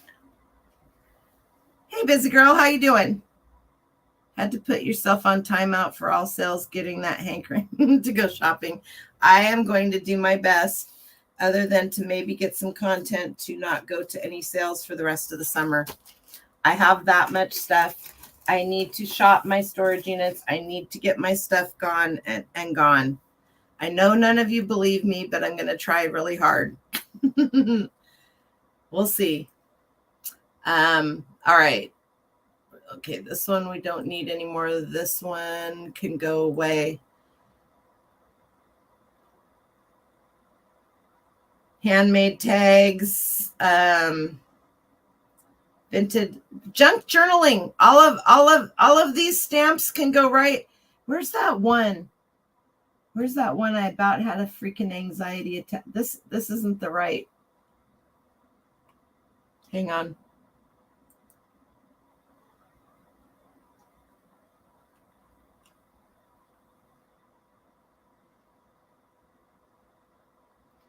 Where is it? This is cool. They decoupaged this mirror with stamps.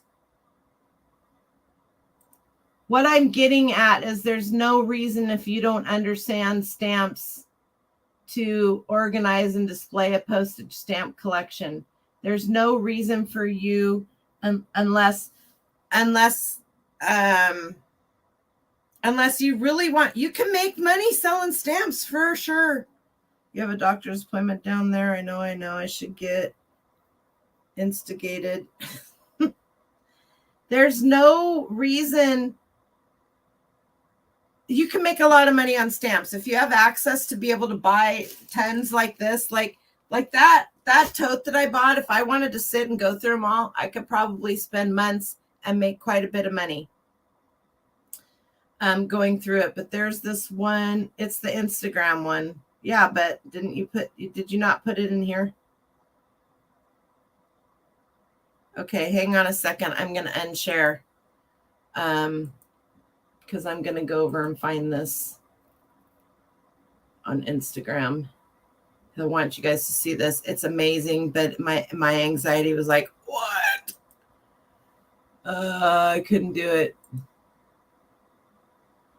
Where is it? Where is it? Where is it? Beautiful. Oh, here we go. Okay. What really caught me on this one? Why can't I just open this and not have something in the background?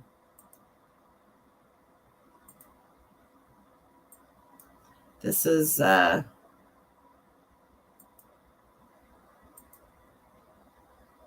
here we go. Yeah. This page right here, Paper Pretty Ink. Okay, I'm just having some major anxiety right here because I don't want to be Bob Ross of all the things. And you can't, as pretty as this is, you can't make it into a pretty little bluebird. But a lot of this stuff is based around stamps and postcards and who says you cannot, what has she got here?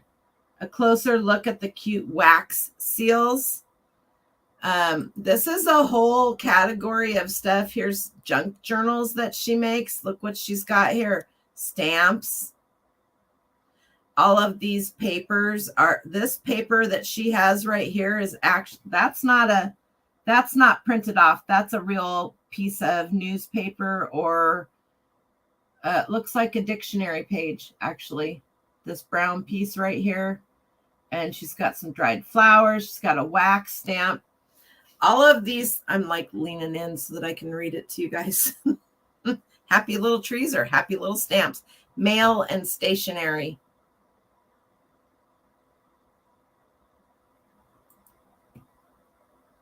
I mean, if I wasn't doing reselling and this was my life, maybe that it's cool, but I couldn't do it. All of these little things, all of these tiny little pieces of paper, we as resellers can provide to people. And if you think that this is just one simple person, look at, she's got 7,316 likes on this.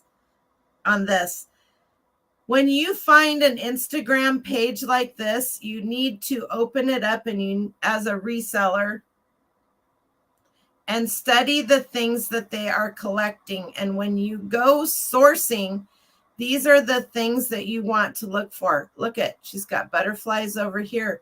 She's got what looks like a brass bird here, more butterflies.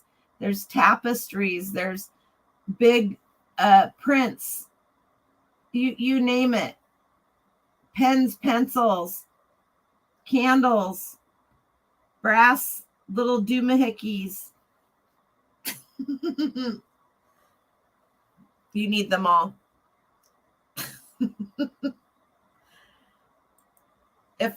it literally makes me want to craft, but I don't really have anywhere to craft right now. Someday I will. But so here we go. Stamps, airmail, all kinds of stuff. She's showing you how she's making this whole, and it's just a junk, carefully curated pack of vintage used envelopes coming to the shop soon. She's dropped wax there. She's making these to sell and people are buying them. Fountain pens. Yes, thank you. All of this to say, not just with stamps, but and we're gonna look up on eBay here in just a minute. We're gonna look some of the stuff. I love doohickeys. Airmail.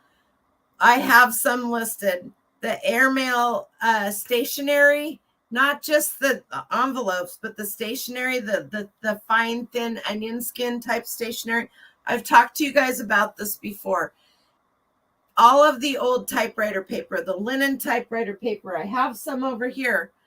All of the airmail. I went to an estate sale a while back, and as a matter of fact, it's down here. I've got some of it listed. I just put them all together, but this gal saved everything. She was in some kind of an international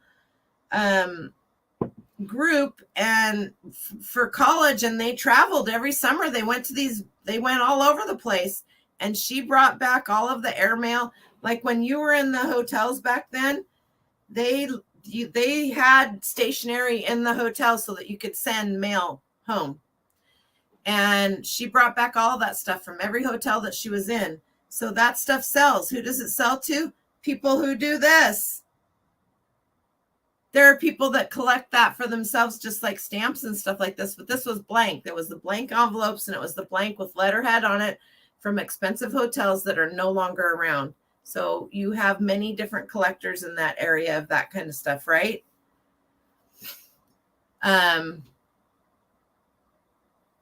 All right, so let's go. Let me come over here to eBay and let's look up. Let me open this back up. Let's look up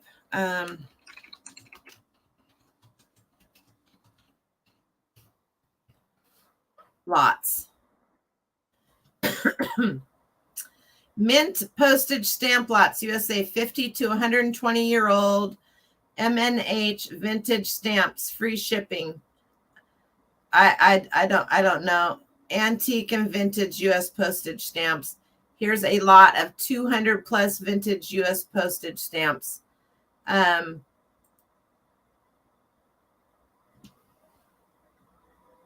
don't even know where they're getting all of these. These aren't even canceled. It doesn't look like. I'm looking at these. You guys can't see them. Can I make them bigger? Not easily. These aren't even canceled. So how are they doing that? These could be used. And I will tell you this, that I know for a fact there are, you're already corrupt. Uh-oh.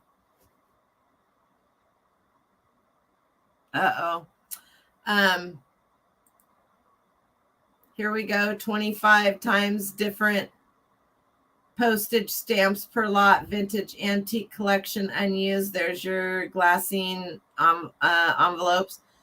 Unused. What does that say? There are people out there that will come to eBay and they will buy these stamps and they will use them for postage, because you're getting $2 for $2.80. You're getting 25 times different postage stamps per lot. I don't know if that's one of these envelopes. And I don't know, I see a 10-cent one there. I see 5 cents. I see 10 cents. But let's go here. And you can even in the stamp category, look down here, United States collection lots. They have 1901 now to use, covers, those postage, more collectibles. You can go in here, use mint, never hinged. That means, I believe, never hinged means taken off the, taken apart. All of these different things that people, the true stamp people, can go through here. 1 cent, 2 cent, 3 cent, all of these different forever stamps, brands in an album, off the paper, on the paper, not specified. All of those little specifications that you put on your listings, people can sort by topic, color, certification.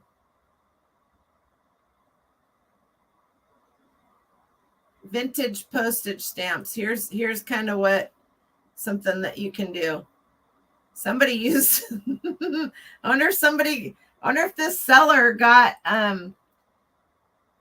this got a package with all of this on it. Interpol. You know, I mean, you never know. That's people send packages. People still send packages. My friend Chrissy, the Rusty Bucket, she was in a Facebook group the other day, and somebody posted a picture of a package they got from somebody on eBay that was just loaded full of stamps. Never hinged. That's what I think. That's what I think too, Doug. Never folded. So here's books. Vintage postage stamp collections, US, Canada, and foreign. You can lay them out like this. So let's look at some solds. Just on these little things. Are there some worth money? Can you drive yourself crazy going through? Could I drive myself crazy going through this bag of stamps that probably has a couple hundred stamps in it, easy? Going through and looking up every one of them. Do you know how long that would take? Ask some of these stamp collectors. That's what they do. They love it. That's great for them. I'm not about that. I will supply their habit. I will supply the crafter's habit. That's what I do. I'm the supplier. Legally, let's just put that in there, right? So here, and I'm not even doing, these are all ended recently. 1946 complete year set of mint, MNH. Not sure what that means because I'm not a stamp person. MN, let's look over here. Mint never hinged, I'm going to assume. I'm making that assumption out of the specs over here. Mint never hinged, so never folded, I think. We should look that up. What is a stamp mint?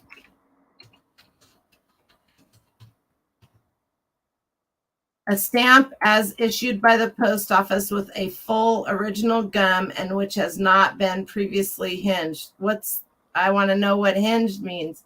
Mint sheet, entire sheet of stamps in their original unused condition as issued. Yeah, the stamp is unused but has previously been hinged. Remains of the hinge or gum disturbance are visible.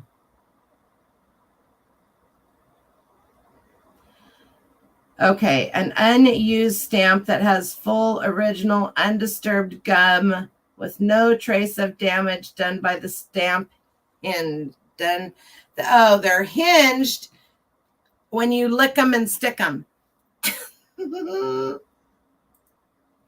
That's what that means. Let someone buy bulk and let them go crazy, right? It's a win-win for everybody.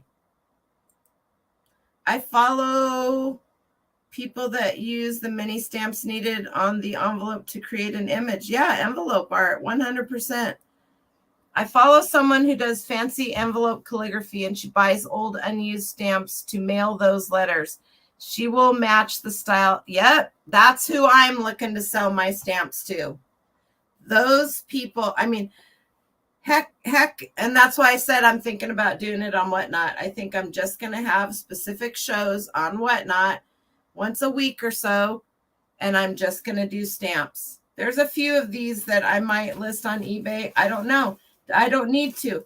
Well, some of the stuff, stamp, the artsy people aren't going to.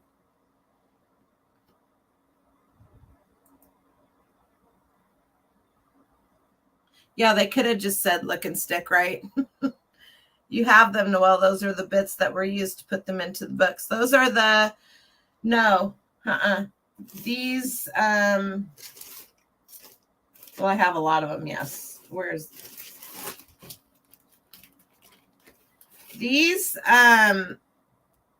mounts are something that you actually literally, let me show you. Let me pull one out of here.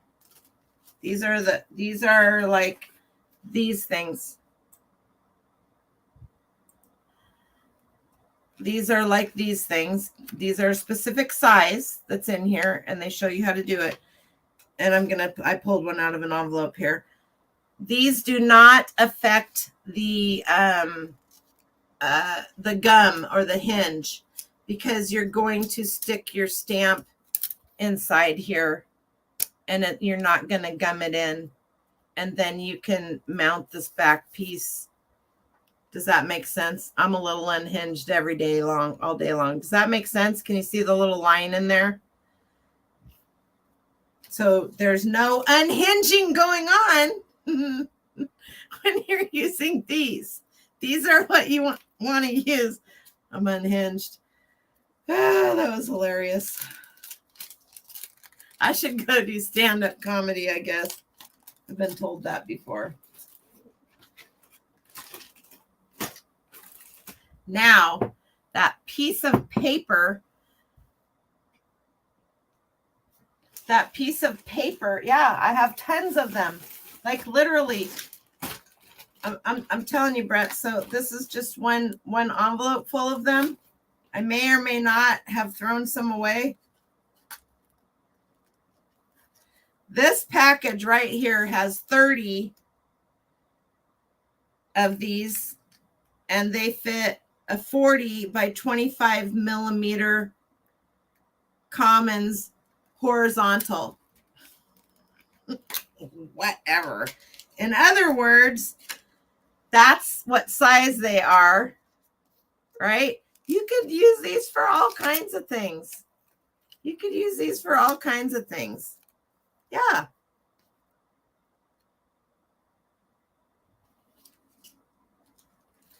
Those of you that are crafters in here, you can think of all kinds of things that these, there's 30 of them in here. I mean, obviously you could use them for stamps. Half was stuck on the page and the other also has the glue, but a lesser amount. And then there's, let's see if one of these is open. I don't want to open one that isn't open. There's these ones. Pre-cut stamp mounts. That's not open. This one's open. Well, yeah. So these are bigger.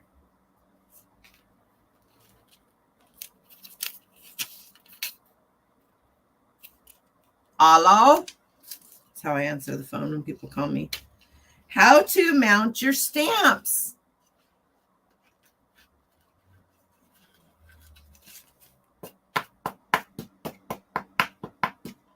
Yes. So stamps should be thoroughly dry before starting. Don't spit on it. Turn the stamp over and place the top half of the mount as far as it will go. Allow bottom of mount to flip back into place over the stamp. Stamp is securely locked but can be removed without damage. Mounts are gummed on entire back.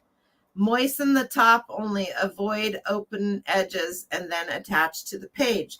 So your the black part right here is gummed, and you would put that on the page, and then you have your, oh man.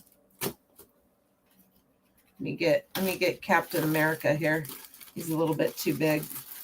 He's a little bit too small for this one, but that's, well, it's not cooperating either. Okay, here. So you would put your stamp in like this. Obviously, this is not the mount you are going to use for this size, right? That's how your stamp would go in there. It's not going to get ruined. And then this part back here is gummed, and you would stick this to your page, and then you have this beautiful stamp that you can look at like this, and it's not ruined. So it would still be unhinged because you didn't lick it and stick it. Hi, Chris. How are you? This is your first time seeing you live. Thank you so much for all your advice. Oh, you're welcome. I really don't know a lot about stamps, so we're all kind of learning, but I do know enough to get myself in trouble in a lot of areas. Plus, I have great, wonderful people like all of you that sometimes I call and I'm like, I don't know what to do. And they'll be like, okay. And you guys help me. So even if you don't want to get into stamps and you go somewhere where they have this kind of stuff, it's worth money. And look at all the different sizes. That's how entailed the stamp collecting world is, for real. I mean, it's crazy. It's crazy what these collectors, and I'm not picking on them by saying what these collectors are, but I mean, here there's superheroes, you name it, it was put on a stamp. This I almost put this group with, she separated these out. This is all superheroes and Disney, this little package here. So it may be worth, who knows? Here's Prince Valiant. I don't know. What's this? This probably doesn't belong in there. It's just USA something. It's not the Twin Towers, is it? No. I don't know. I wouldn't want somebody to try to figure out why I have done something the way I did it. So I try not to figure out, you know, what's going on in somebody else's mind. Here's he's my favorite character, Wolverine. I have 2 boys. So this would just be a lot that I'd be like, all right, I got a superhero Disney lot. I'm going to set this in the big Pyrex glass dish or a big flat cookie tray, which I have several of. And I will just have my camera pointed down and whatnot. And I will look through these with everybody. We'll do 4 or 5. I don't know. Maybe I'll do 2 hours worth.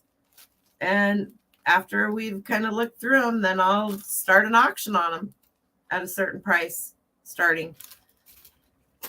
But this right here, these things right here can be some great money. Yes, it has stamps in it. Yes, I could probably sell it like this. I also have a duplex scanner. I could just slice. This is already torn up. I could cut this right down the center and I could duplex scan every one of these pages into my computer, and I could put them on Etsy as digital copies. Those would be cute, framed and put in a kid's room. Absolutely. This right here, after I did that, I would sell each page separately. Why?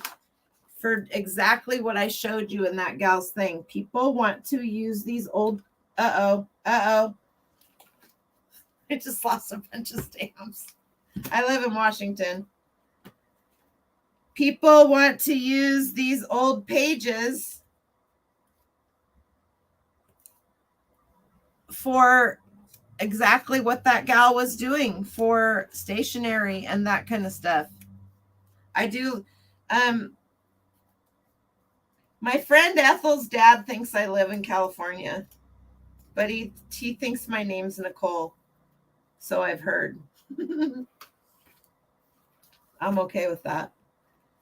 I mean, this is the whole world. So it's got, let's see if I can hold this up and not lose any. Here's Great Britain.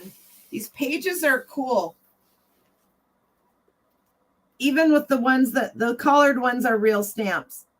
I would just leave those on there and scan them through and then just sell the page with the stamps on it afterwards. You have some, oh, my chat just jumped. You have some old postcards from World War II love notes I found in an old junk car. The stamps are awesome. Yeah.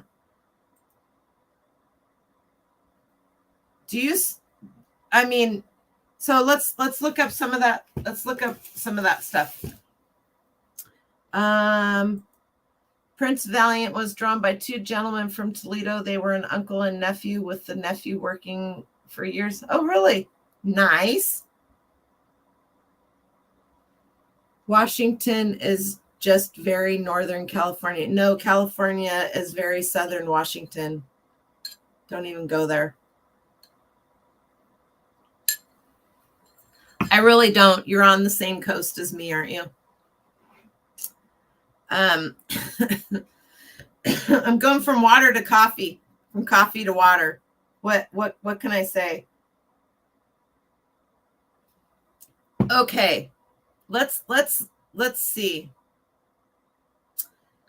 Let me go back over here and add this in. I might as well just put the straw to my water and my coffee, right? I mean, what's the difference? It's cold now. Would they be better to leave on the postcards or try to remove them? We talk about the stamps. I don't have that Etsy one open anymore.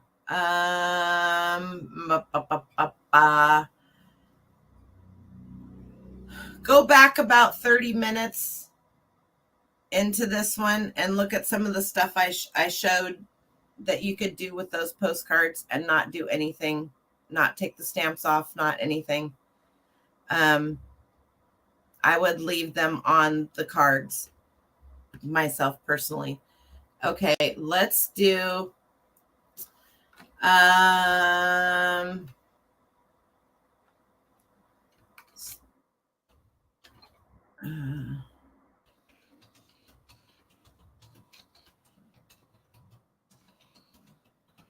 let's see if people post it like that.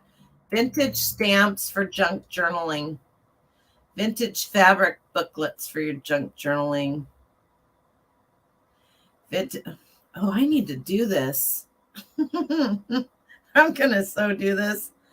I'm so gonna make up some ephemera boxes, because that's gonna be one huge way to get rid of some stuff. 340 plus original ephemera lot, perfect for junk journals and mixed media. That's not what I'm looking for. Junk journal ephemera lot, 100 pieces, 330 plus vintage style. Well, here might give you an idea of what you can do with those postcards, Chris. You can actually, you absolutely can remove stamps from paper and postcards. There's many YouTube videos on how to do it, and you soak them, and sometimes you soak them overnight. But here, oh, I so need to do this. I so have all of this stuff. $12.95 each. You guys, this is a way to get, if you have a lot of ephemera, look at that, tied up all nice and pretty. People love this stuff. And stamps are something, I wish I could find one. Here's one that's got all kinds of stuff in it, and stamps and money and you name it, it's all there. Dee's Den. And it's got just little tiny pieces of paper that a lot of people would throw away. I have boxes of this stuff. Uh-oh. Hope I don't have anything in my teeth when you do that. Look at what is in this. Where'd that picture go? Look at vintage slides. all of these little things that would be hard to sell on their own, depending. Look at, they got Monopoly money in there. Sorry. Oh, that's great. And who's this other money? $100,000. That's got to be life. The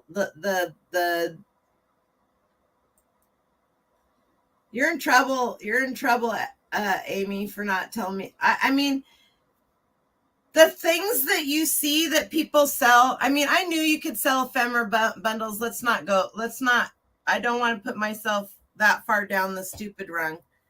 Stupid's probably not a good word for that. Imaginative rung. I just have never done it, and I've never researched it. But I have tons and tons of stuff that I could do, that I could do, and I should do. And that's going to be one of my goals to do this weekend. That auto is also Monopoly paperwork from the old. Oh, really? Where is it? The auto one here. I missed it. But look, there's an old postcard right there. Let's see. Just vintage. That photo you couldn't sell on its own. Nobody would want it. But look, they threw it in here. Somebody will use it. Genius. So you can do the same thing with stamps and postcards. Oh, I pick this stuff up all the time. As a matter of fact, I have a huge box of it. People are like, what are you going to do with that? I'm like, sell it. These old checks, look at the graphics. Could do the same thing with stamps. I'm going to do the same thing with stamps. I'm going to make lots. I'm not going to make mine huge like those other people. I don't know where they're getting it from. They used to have like property bonds and stuff. Oh, that is, yeah, you're right. They did. So let's go back.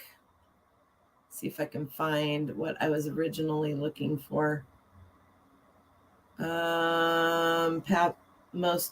know why I'm not seeing it is because let's do for vintage stamps for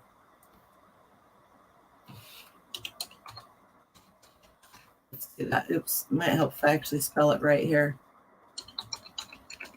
I think Jan must have fallen asleep. What does this stuff have to do with vintage stamps? Oh, those are cute. Squirrel. Okay, here we go.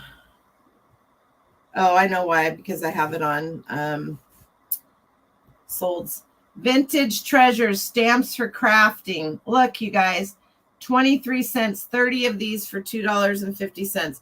Now, this is where my partner in crime has suggested that I sort them into colors. I will never. Here you go. Here's your vintage paper for crafting, your airmail envelopes, genuine old tobacco tax stamp strips. Cheryl, are you in here? Let's go back up here and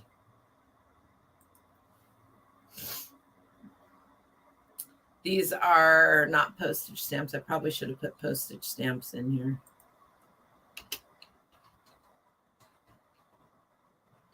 Don't kid yourself, though, you guys. Here we go. Bulk lot of postage stamps for crafts. Canceled Christmas miscellaneous flag vintage, $10. Vintage treasures, $2.55. They've got these all sorted out. How many pieces that you're going to get.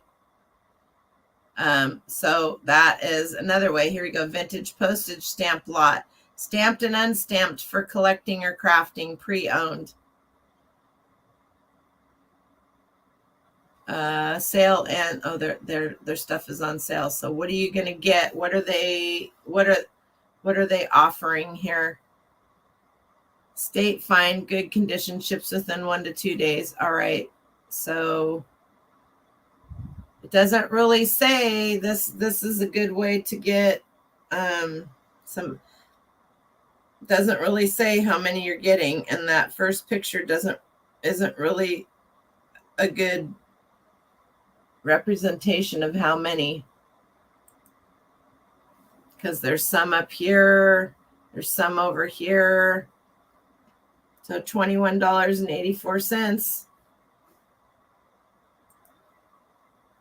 You're here, you're watching. Did you see the, I know Jan got her kitchen cupboards today. She sent me a video. She's not installing them. What else? What more do they have here? Stamp lots. These are all, those are not postage stamps. Anyway, now if you do, let's do this.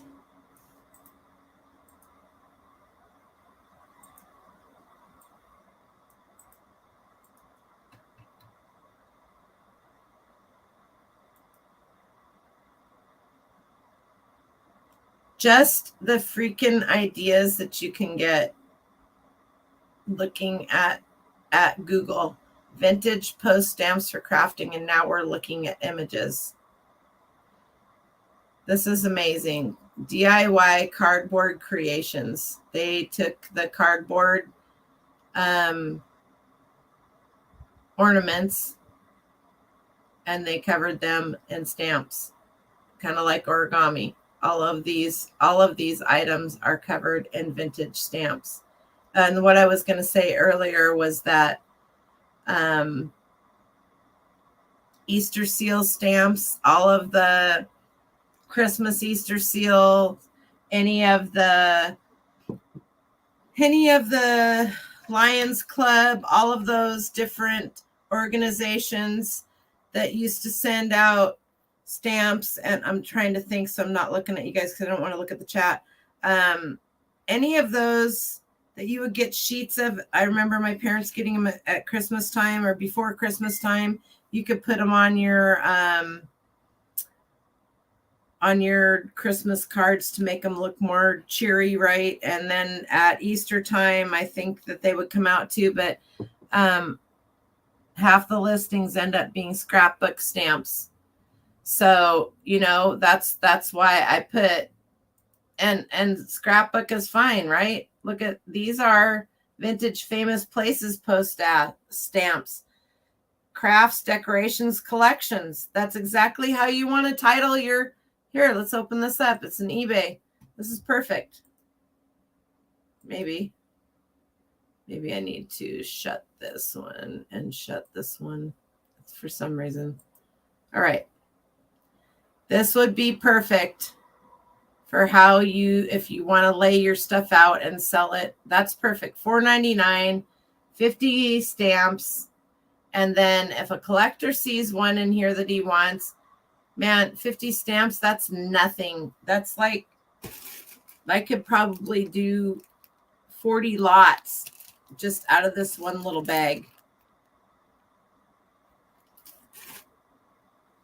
I'm gonna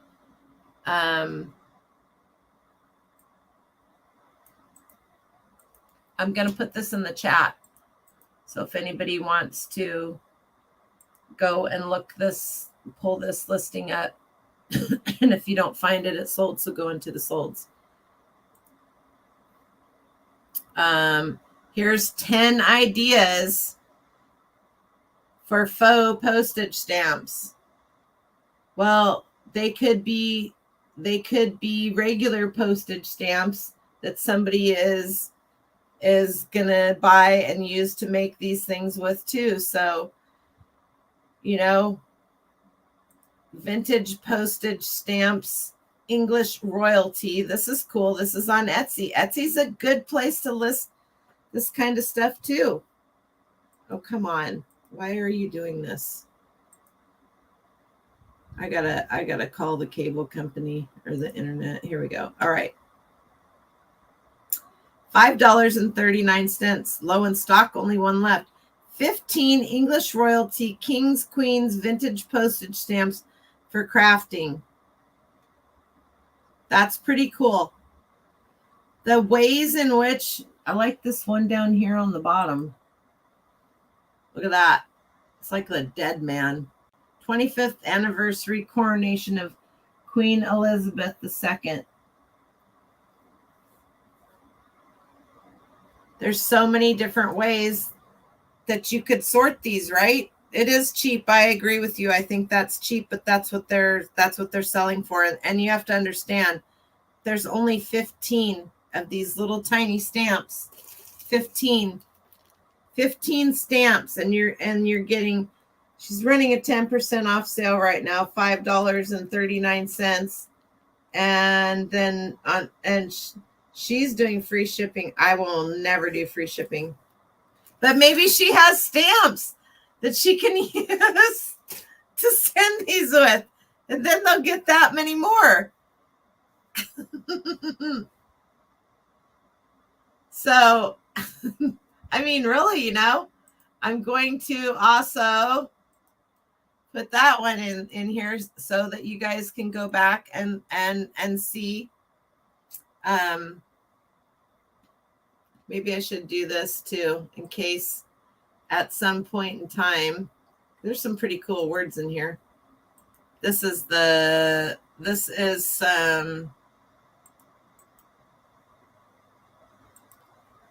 you go. That's the actual title. So there's some keywords for you. But it's it's endless. So I guess what I'm glad I bought these. I'm going to do a lot of different things with them. Those of you that know me and know me well know that one of my catchphrases is buy the weird stuff. Buy stuff that you're uncomfortable with. I'm very uncomfortable with these. And the main reason that I'm very uncomfortable with them is they could be a huge time suck. Now, if you are disabled, if you don't have a lot of space to store stuff, this stuff is gold for you. This kind of stuff can be gold for you. I don't know if Jody's still listening in the background, but she and her mom and her sister each have. Are your sheds 10 by 12, Jody? She'll answer me if she's here. I think they're 10 by 12. They each have their own shed. Her mom does a lot of sewing and crafting and stuff like that. She used to be a seamstress for Jansen, which isn't, I don't know if she wants me to they treated seamstresses like crap at most of the major, most everybody probably already knows that. But Jody, Toy Addict, if you guys aren't following her, you really should. She's amazing. And there she is. Oh, your mom says 10 by 20. Woohoo. Well, wow. I know that Jody's mom also does repairs and stuff for her here and there too. So, and then your sister has one too, doesn't she? Pretty sure. Anyway, Brie is 8 by 14 too. Okay.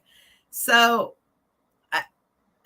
Jody does a lot of ephemera. She does a lot of toys. She loves strawberry shortcake and stuff like that, but she does a lot of ephemera, and she scans a lot of stuff in. And so she has 8 by 14 area. That's her workspace, her videoing space. I mean, they have stuff in the house too. They have collections.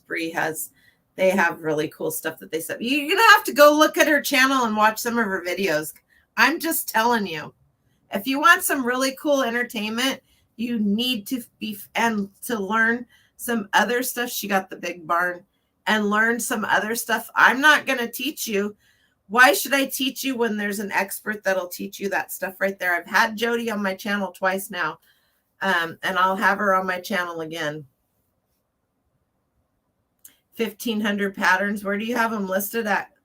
Or do you not yet? And are you how many of you went and followed Stephanie Canada after I did patterns and I talked about her? Because I just noticed she put a community post on her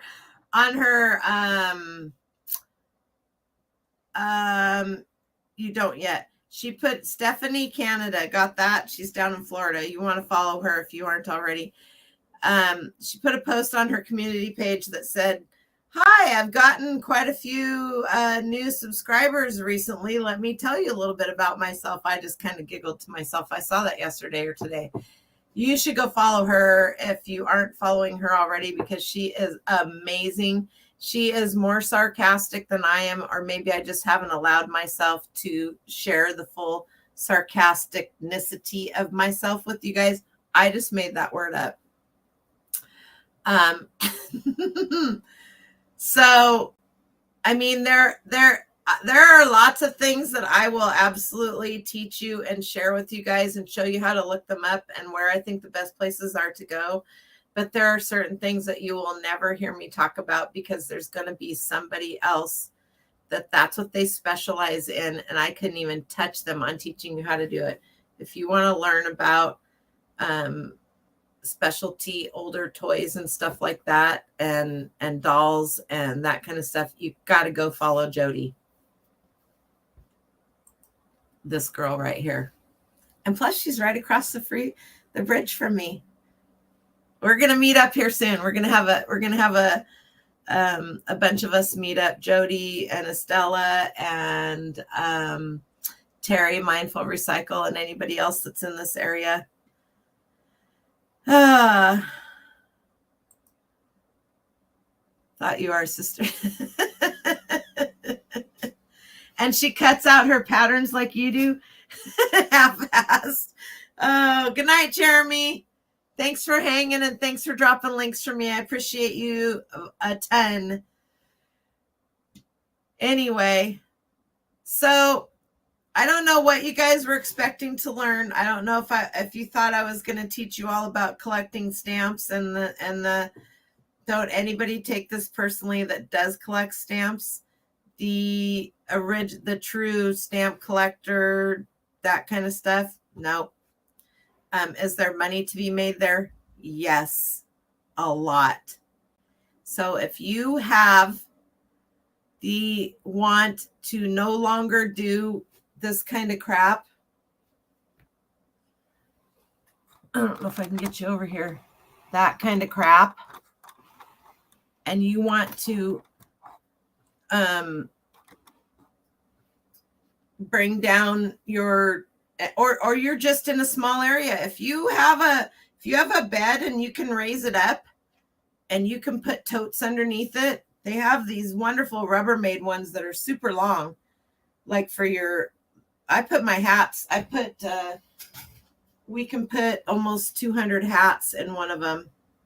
They have wheels on them and you can roll them right under your bed. Perfect for stuff like this, for your crafting or whatever. So if you're wanting to tone down and just get into ephemera and stamps and crafting and stuff like the lots that we just saw, the little lots of ephemera to sell to people that are junk journaling and that kind of stuff, if you can go to estate sales or even estate sales online and find deals like this, it's better to find them in person, because online you're going to have them shipped to you, and then you're fighting against other people that are shopping online because for whatever reason they don't go out. But think outside the box. Don't just think about postage stamps. Oh, she's going to talk about vintage postage stamps. This is going to be dry and boring. I can see people saying that, but I could probably agree with them on that. There's some cool stamps, and you can really learn history. And if you know history, or if you have grandkids and you want to teach them history, maybe collecting some stamps and doing that kind of stuff might not be such a bad idea if you've got time for that, because you will learn history. And there's a lot of history being unlearned lately, whether you agree with that or not. And, there's a lot of history being gone away. You can learn a lot of history from stamps. So there's many different reasons to pick up vintage postage stamps. And if you can find them and get them for as inexpensive as I got them for, because nobody else is looking for them, then you're in a niche where you can make a lot of money. You could probably, if you went through every one of these and separated them and took out the ones that aren't postmarked and separated everything that hadn't been used and sold those or kept those for yourself. And then, if that's what you want to do, great. For me, I don't have the time to do that now. I may sometime. I'm only 56. I don't consider that old. I'm middle-aged. I have a 9-year-old grandson that I want to do stuff with and learn stuff with, and he loves to go to estate sales. He's one of the best pickers I know that's 9 years old. As a matter of fact, I just sold something that he found at an estate sale. He was going to keep it. Let's see if I can find it. I'll find it and then I'll share it. He brought it to me 3-4 weeks ago. And he said he's got an obsession with these things, but he knows which ones are really worth the money. And let's see, I want to search by. He's found quite a few things.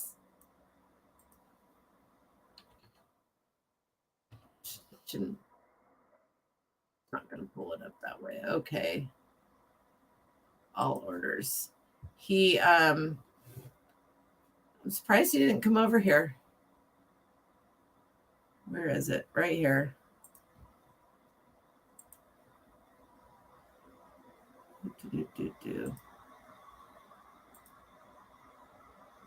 There you go.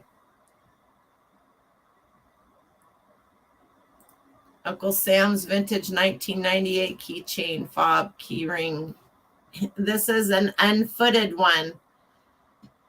And there were a few out there. It didn't sell for a lot because it's not that old. It's 1998. They made it look like an old one, but he knows that the ones that don't have feet are worth money. But he had this. He found it at an estate sale. I don't even think they charged him for it because he goes to all the estate sales with me. He hasn't been to an estate. Let's see. Yes, he did.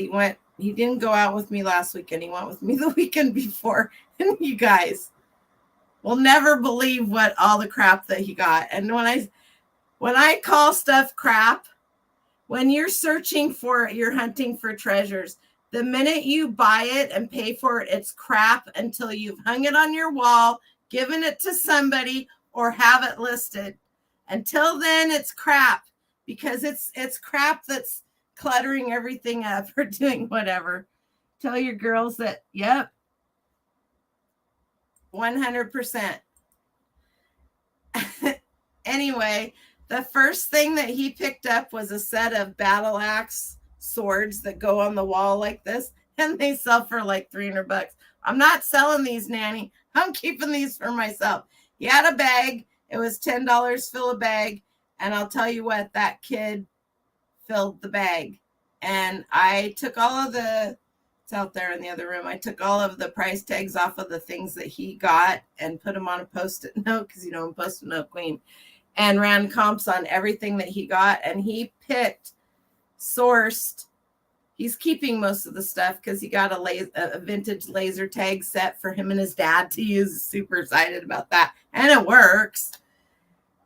He sourced like almost $500 worth of stuff if he wanted to list it and sell it. So he brings stuff to me frequently, and he will get paid for this. This is his sourcing, his money. He will get, let's see, $11.89 is what it sold for, because it was on sale, 30% off. And so I'll probably give him $8 for that.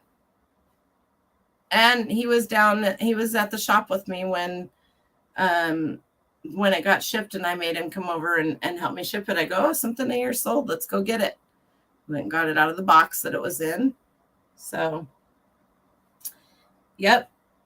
So, if I think that if you can incorporate your children or your grandchildren, if they spend I have to buy Dren a Starbucks. He gets a Starbucks when we go to estate sales. That's our deal. And I don't care because, he doesn't go with me all the time. But when we went to LA to visit his dad, we hit all the stores down there that everybody told me I would not find anything in. And Dren found like crazy stuff. and he'd bring it to me. This will sell on eBay and Annie, and we would go back to the hotel.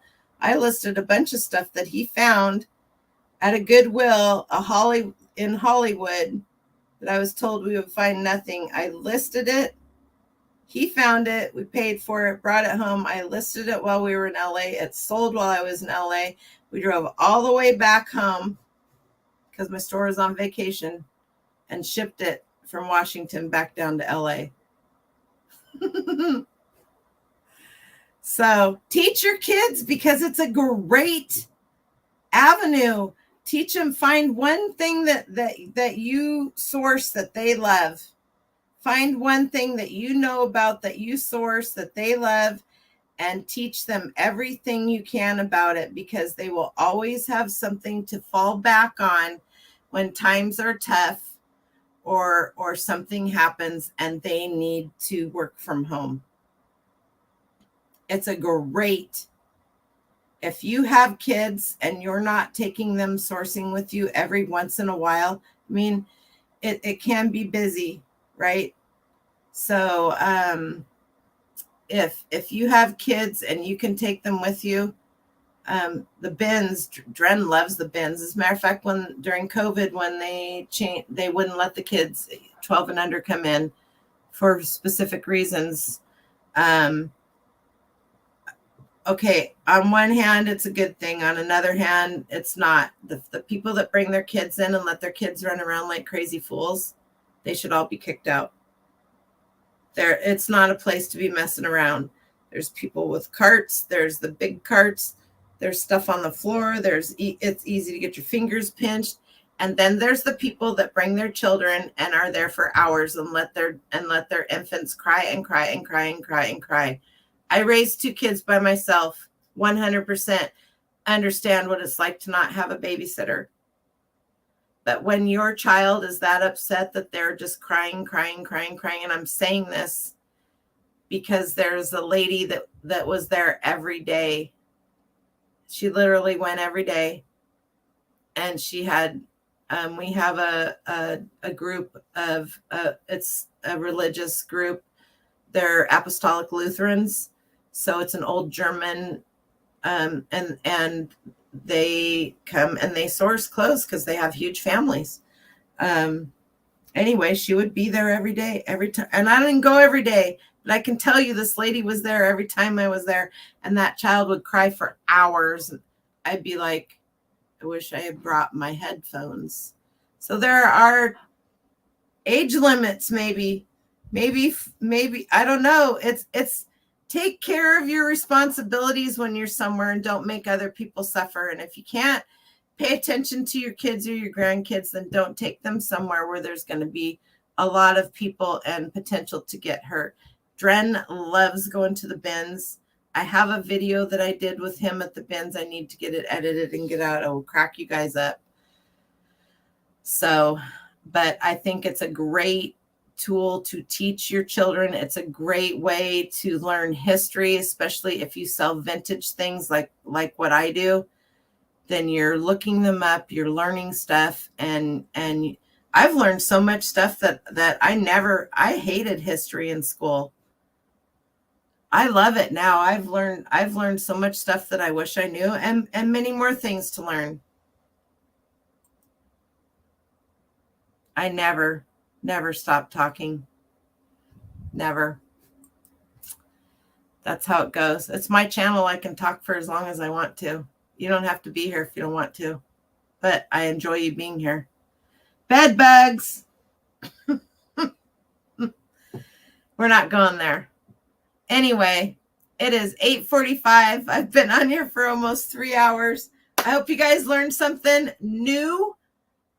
If you didn't, well, I hope I helped you find different ways. Barb never stops talking. Anyway, and I'm not going to say hi to you until you're nice and say hi to me. So there you go. Why would she stop? Somebody stop me. I love you, Barb. Anyway, so you guys, lots of things to learn from me too. I learned lots of things. And one of the things that I love to do most is to teach you guys and help you because I want you. I love you, Barb. How you doing? I want you to be successful in doing something that can be fun, and it can be profitable, and it can help you support yourself and your family. So that's my goal. I don't know what I'm going to talk about next week, but I'm sure it'll be something interesting. So you guys have a great rest of your night. I hope you go out and have great scores this weekend. I'm not planning on going out this weekend. I'm not planning on going out at all until the girls decide that we're going to meet up, and I'll go out for that. Exhausted. I bet you are. So if you get some cool stuff that I've taught you about, tag me on Instagram if you're on there or on Facebook. Let me know or send me some pictures. All right. Love you guys. See you later.